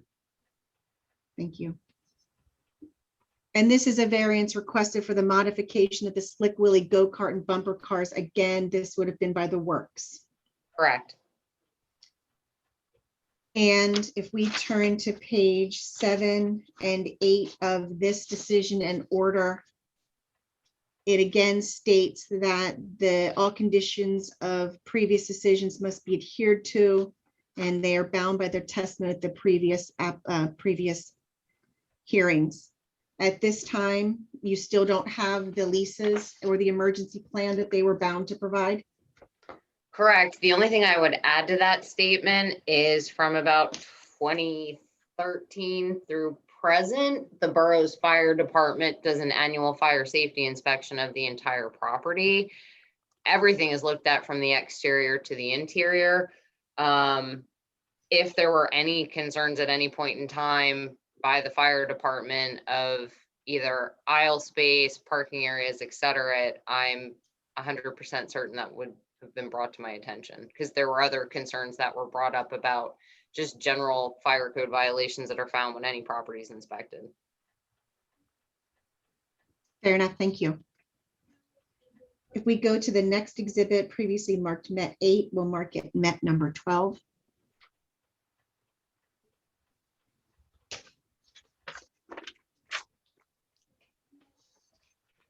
And if we turn to page 4, Michelle, subsection G states that the indoor areas remain undeveloped and available for parking. That would be the parking that we had previously looked at, those 60 indoor spaces. Correct. And if we go down to subsection C under number 14, it states that the applicant leased an additional 80 spaces from Arrow. I'm And sorry, this- are you on the decision from 2015? I am. What page are you on? Page 4, Oh, I'm sorry. Okay. And you said item, 14C, okay, where it says Mr. White had testified that he had obtained 80 additional parking spaces from Arrow. Yes, And yeah. this variance was granted based on him obtaining those additional 80 spaces, Correct, and those are now gone, correct? correct, And this also does state that, again, if we go to the end, we go to page 9, it has the usual language that the applicant is bound and shall comply with all previous testimony and evidence. correct.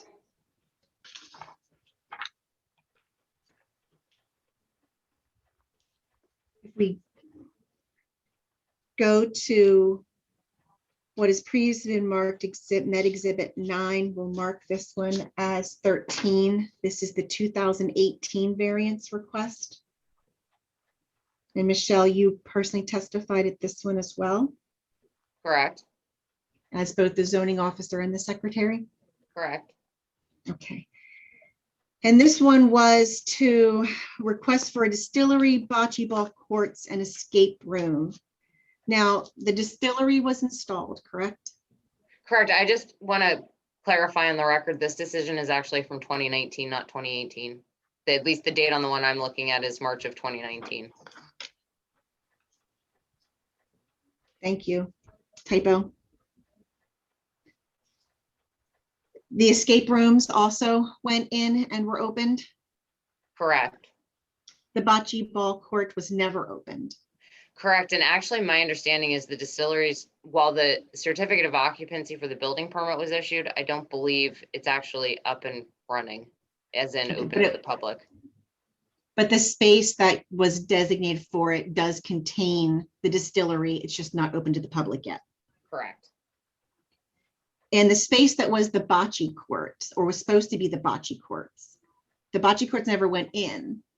But there now are well, you heard Mr. White's testimony. There are seating, there's restaurant seating in that space now. Were you aware of that? I was not. Is that a change of use from this variance request? It would be in terms of how the parking would be calculated. To some extent, I would actually argue the parking requirement for seating space for a restaurant would most likely be less than what it would be for a bocce court. Do you have any records or anything that indicates how many seats are actually in that space? I do not. Are you aware that it's, according to Mr. White's testimony, over 100? According to Mr. White's testimony, that's all I have to go off of.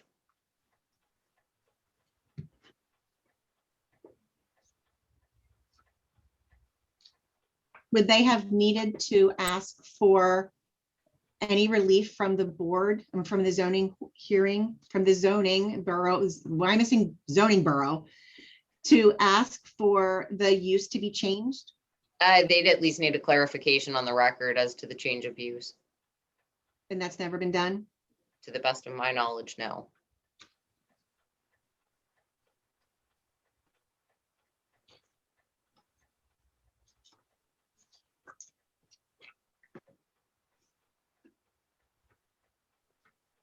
And again, this decision would contain the same language that all previous testimony and evidence, the applicants are bound by the same. Correct. If we could turn to the next exhibit, which was previously marked Met 10, which will mark Met 14.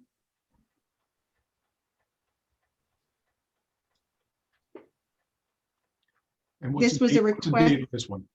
This is 2019. I don't have the exact date. Hold on. I have this as March 19th, 2019.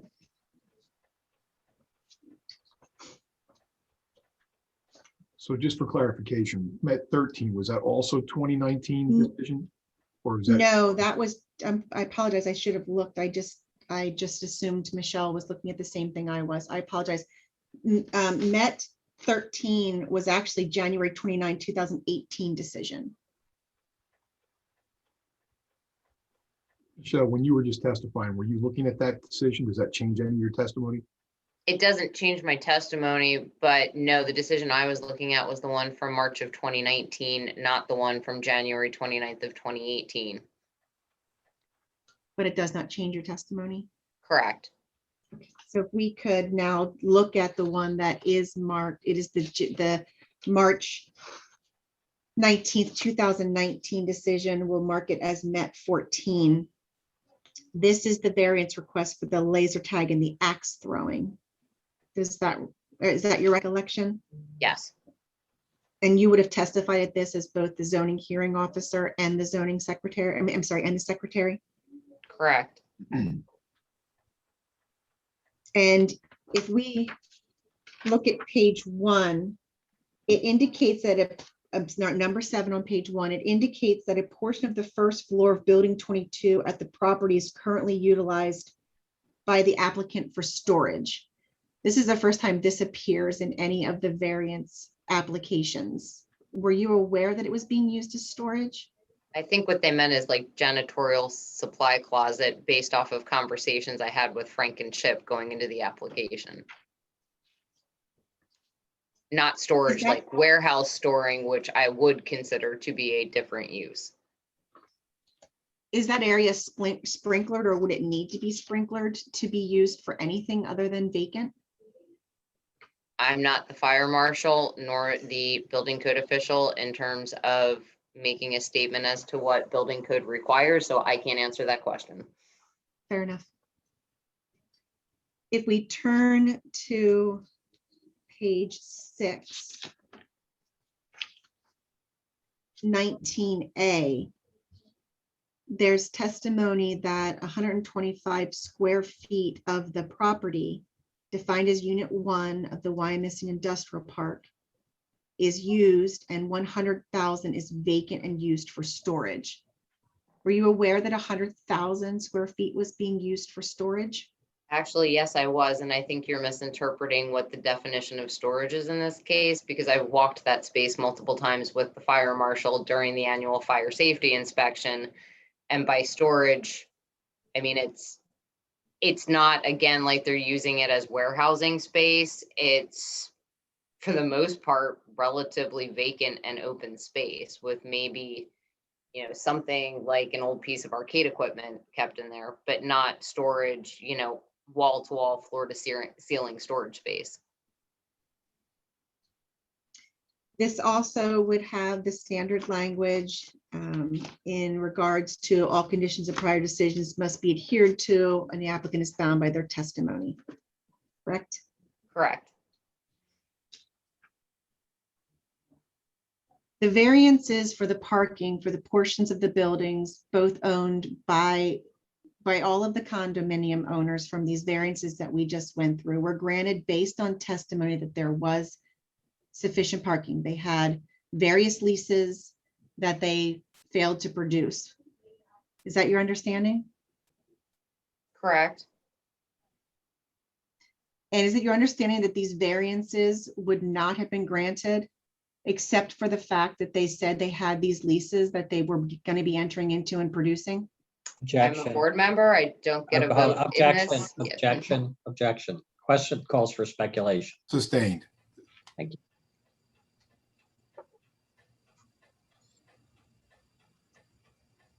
Did Mr. Romig or Mr. White ever reach out to you or anyone else at the borough to the best of your knowledge to determine if they could terminate the parking leases based on the evidence and testimony of all of these variances? No. What did the borough do when they received notifications that the leases with the Met were terminated? I issued an enforcement notice to each one of the condo association owners, which was actually part of the board exhibits included with the exhibits for this hearing. Why were they issued? Because the leases were terminated, and the leases, or at least the parking spaces the leases were for, were a requirement of prior variances that were granted. And have they cured the notices of violation? Yes, in that 1041 Bern Road, that 1041 Bern Road was the only space within Gary Romig's condo that required zoning hearing board relief to operate for parking. Everything else was a grandfathered non-conforming existing use. The yoga studio at 1041 Bern Road never opened. I'm sorry, hold on 1 second.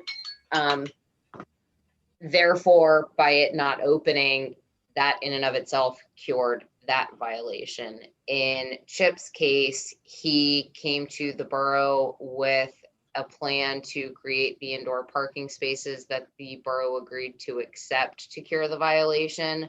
A building permit was issued in March of 2020. I want to say literally 2 days before COVID kind of shut everything down.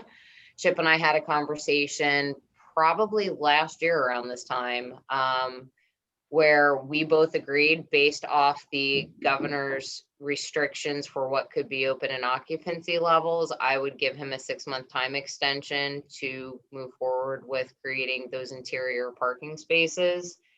And then on the other side of that 6 months, we had further conversation about the creation of those spaces. In the meantime, this hearing, the new uses, et cetera, it came to light, and here we are. So at this time, the contingency to build the 80 indoor spaces to cure the notice of violation by Mr. White has not happened. Have the parking spaces actually been constructed? No. Has the building permit been issued that it could be acted on at any point in time to start that? Yes. Thank you. Are you aware of a 2002 decision of the board where the board denied a variance request by Bob Evans Farm? No. I mean, other than it came up in prior testimony as part of this hearing. If we could turn to what was marked as MET 15.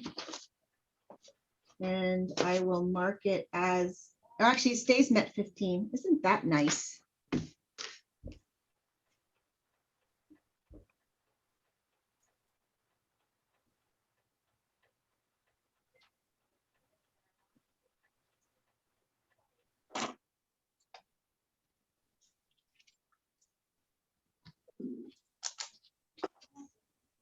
Michelle, if you could take a look at what I have marked as MET Exhibit 15. Okay. Have you ever seen this decision before? Have I read it in depth? No. No, just have you seen it? Have you scanned over it? Have you looked at it? I'm gonna say no. Okay.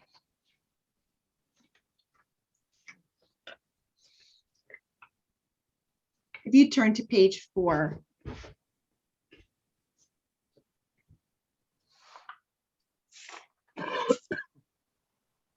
Under this decision, Bob Evans had proposed to designate spaces for uses on a peak versus non-peak. In the form of a question, Matrix. Nicole, can you please ask questions? Yes.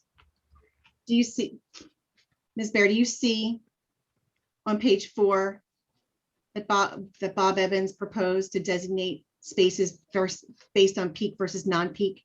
And where are you referring to? I apologize. Number 11 on page 4. Thank you. Melissa, can you blow that up a little bit? My eyes aren't that great. Thank you. Number 11 and 12. Yes. And if you turn to page 5, numbers 17 and 18, Spot Stevens, and do you see that Spot Stevens and McCoy was actually hired to perform a parking study? Yes. And the board didn't, if you turn to the conclusion of law, which is on page 6 and 7, the board actually denied this variance.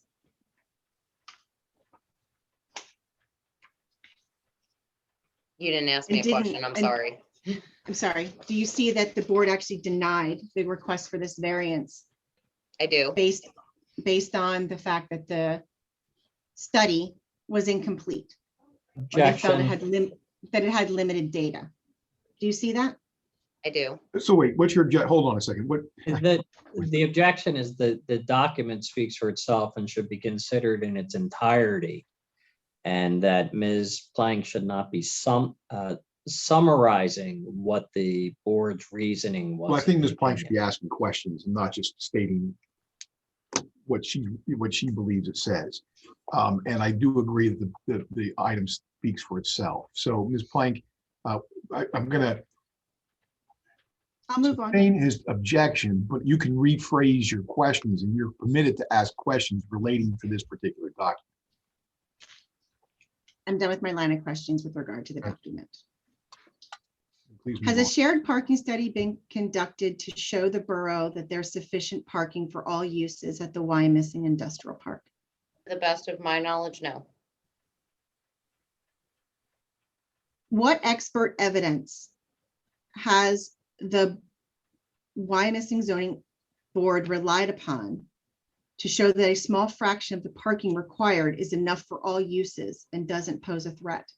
I'm sorry, can you repeat the first part of that question? What expert evidence has been relied on to show that the small fraction of parking that the applicant is setting forth is sufficient and doesn't pose a threat to health, safety, and welfare? Well, Ms. Plank, I think wasn't that already stated when we had testimony from Mr. Watts, who qualified as an expert? It was, but that's my question. What because there was no expert testimony to show with regard to a parking study at all. Well, No parking study's been done. If I So may. I'm asking, Okay, I'm so asking the just hold on witness. a second. I want to get, I mean, I think you're, go ahead, Mr. Gavin, what's your? Yeah, if I may, I'm going to object to the form of the question. The question, first of all, has gone through several variations since it began. The first part, the very first time it was asked is, what expert evidence does the zoning hearing board have for that issue? And frankly, that's not for Ms. Baer to answer. That's for the board to decide and give weight to. The ultimate questions are relates to, was an expert a study performed, yes or no? And then council gets to argue the significance of that. Asking a witness to testify as to what is expert testimony, what's not, is asking a witness to render legal opinions. I agree. And I think that would be sustained. And Nicole, you can still ask those questions. You just have to rephrase them so that they're asking questions that are relevant to what she was aware of at the time the testimony was provided. Ms. Baer, what evidence, or I'm gonna strike that. What has the borough done, or you as the zoning officer done, to determine the small fraction of parking that the applicant is requiring for all of its uses will not pose a threat to health, safety, and welfare of the residents? What I can say is prior to 2019, I never received a single complaint from anyone about parking at the property, including from our police department, who was responding on a frequent basis for drunken disorderlies from patrons exiting or visiting the nightclub.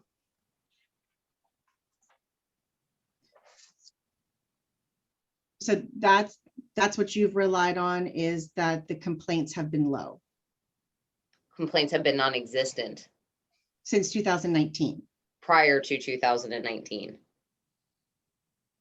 I thought in previous testimony that you testified there were quite a few complaints because of the nightclub. Related to drunken disorderly calls, not parking. Understood. So you've had no complaints since 2019 for parking.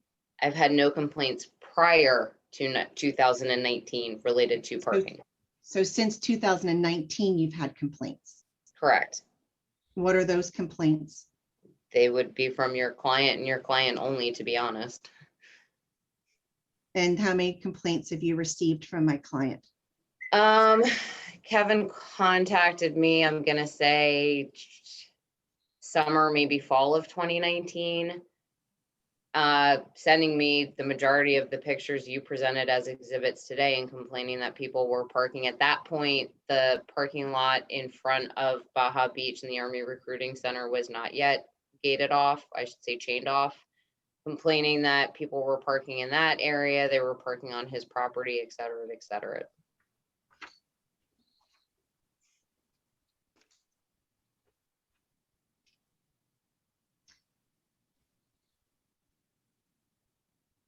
No further questions.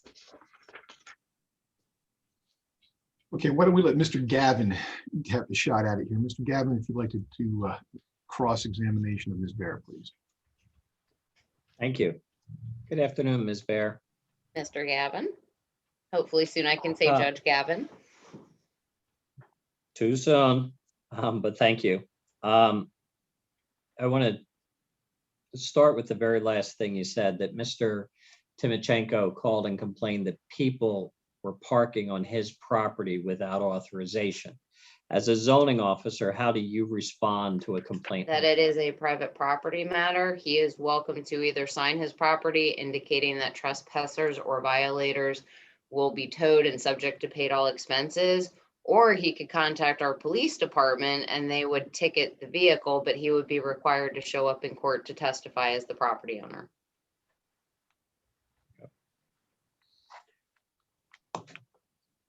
I want to go to what was marked as Med Exhibit number 15, which is the Bob Evans Farm decision from 2002. And if we turn to, and the pages aren't numbered, so I'm in the conclusions of law section, and I'm at paragraph number 6. Paragraph number 6 reads, physical circumstances of the property do not inflict unnecessary hardship in the reasonable use thereof. Have you seen that paragraph, Now ma'am? that you've pointed it out, yes. Thank you. At the property that is the subject of today's application, would you agree with me that the physical circumstances that exist there in fact create a hardship for the It users? is definitely uniquely shaped. And it is a relatively small property. Correct. Okay. So the shape and the size create a Yeah, hardship. I think for you're that asking her to property. come to legal. Yeah, I'm conclusion. objecting legal conclusion. Yes, so If I may respond to that objection, the objector is the one that put this particular document into evidence. They're not arguing it as a legal point. They have marked it as an exhibit in evidence, and therefore I believe it is subject to I do examination. too, but I think you're asking her to then make a legal conclusion based upon the facts of the site in Okay. question. So, I mean, I think you can go and press on this particular decision, but I don't think you can get to the ultimate question of whether you have a hardship at your property or not, client's property. Okay.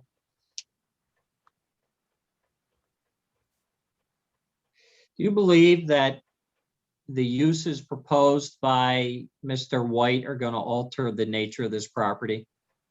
Objection, asking for a legal conclusion. I agree, Mr. Gavin. I think those issues will be decided by the zoning hearing board. All right, well, I'm not going to press the issue. I'm simply going to make an offer of proof at this time that I would like to ask this witness the following questions: that the size and shape of the property create a hardship, that the use proposed by the applicant does not alter the essential character of the neighborhood where the property is located, and that the requested use will not permanently impair the appropriate use and development of the property. I'm understanding that all objections as to those questions would be sustained, and I've made my offer of proof for the purposes of the record, in this case, to the extent necessary.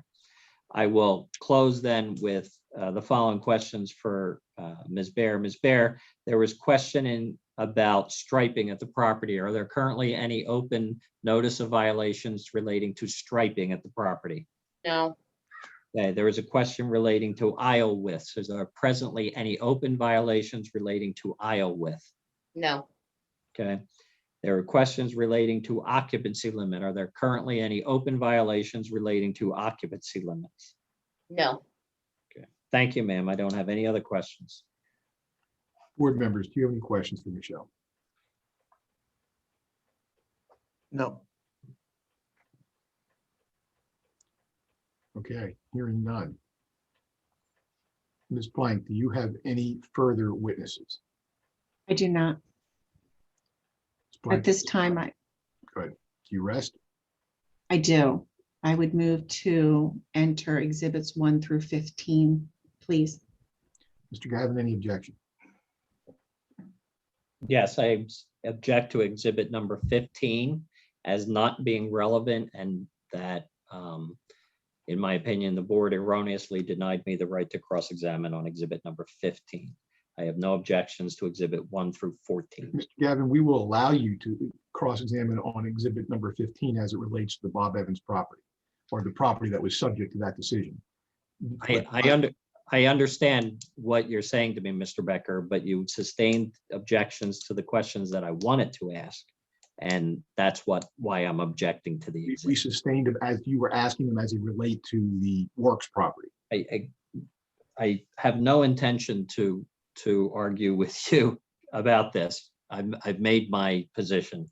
Well, Mr. Gavin, I want to make sure I understand your objection before we move on, because if we misruled on the objection, I wanted to understand your position.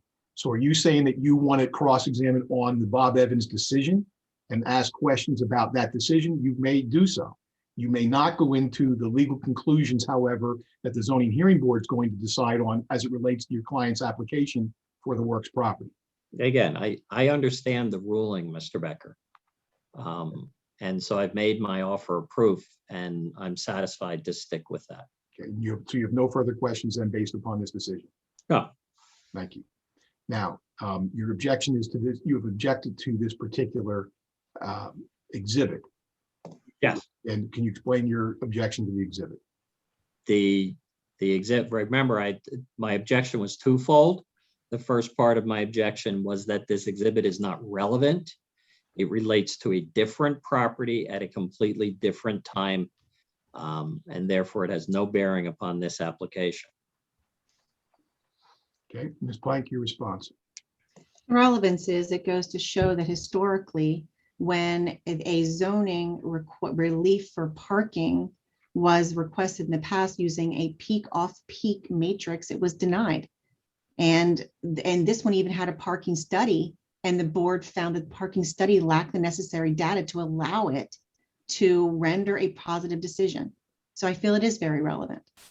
Board, I recommend that we allow it in for the value that we believe that it has to assist us with making a decision. I agree. Thank you. Mr. Gavin, your objections overruled to the exhibits.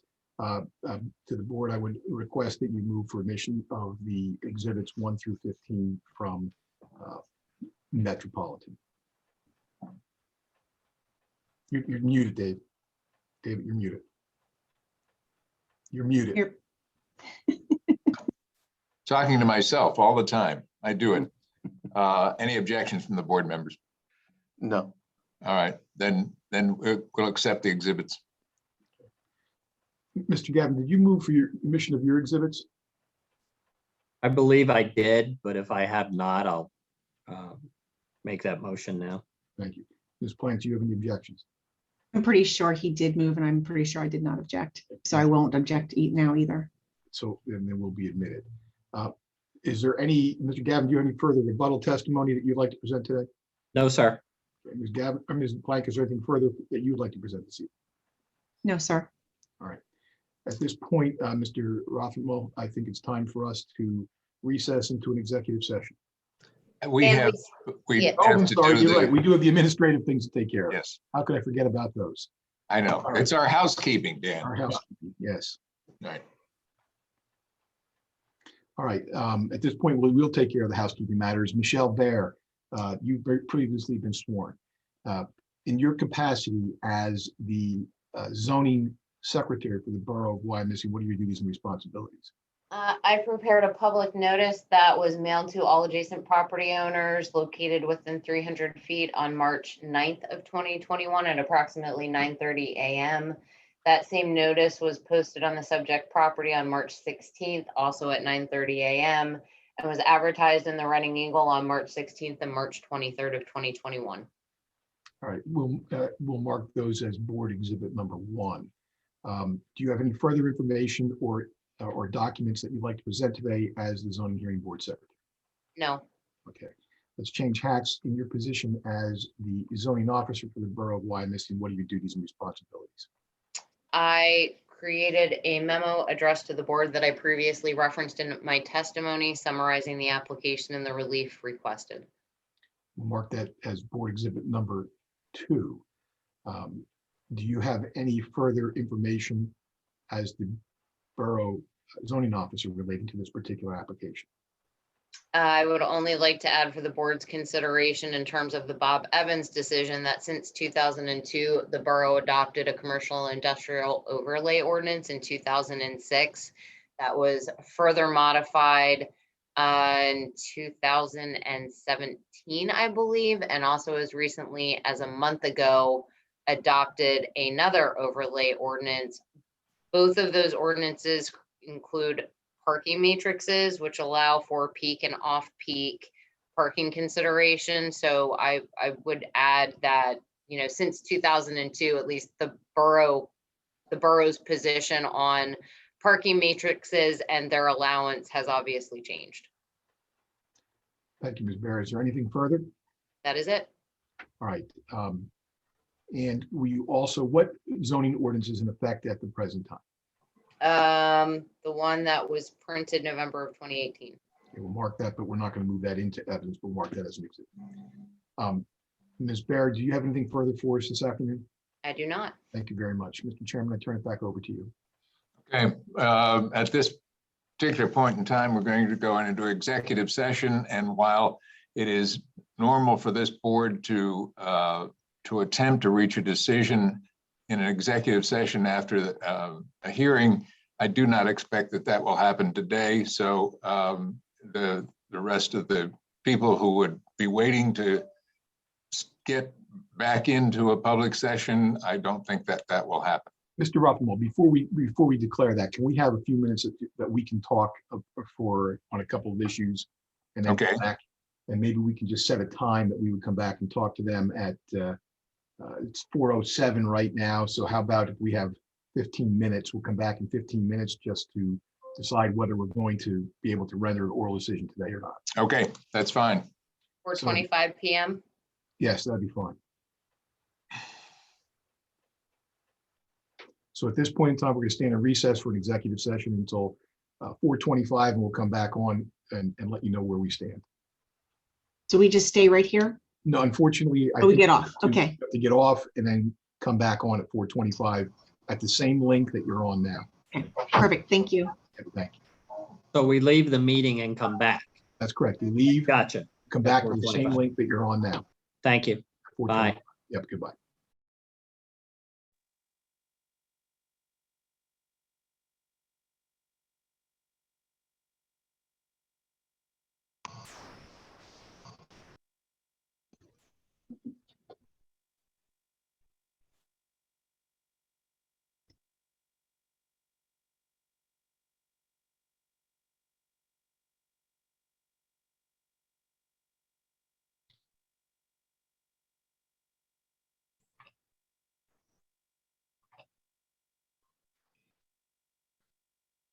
Okay, I guess we're wandering back. Sorry to keep you all waiting.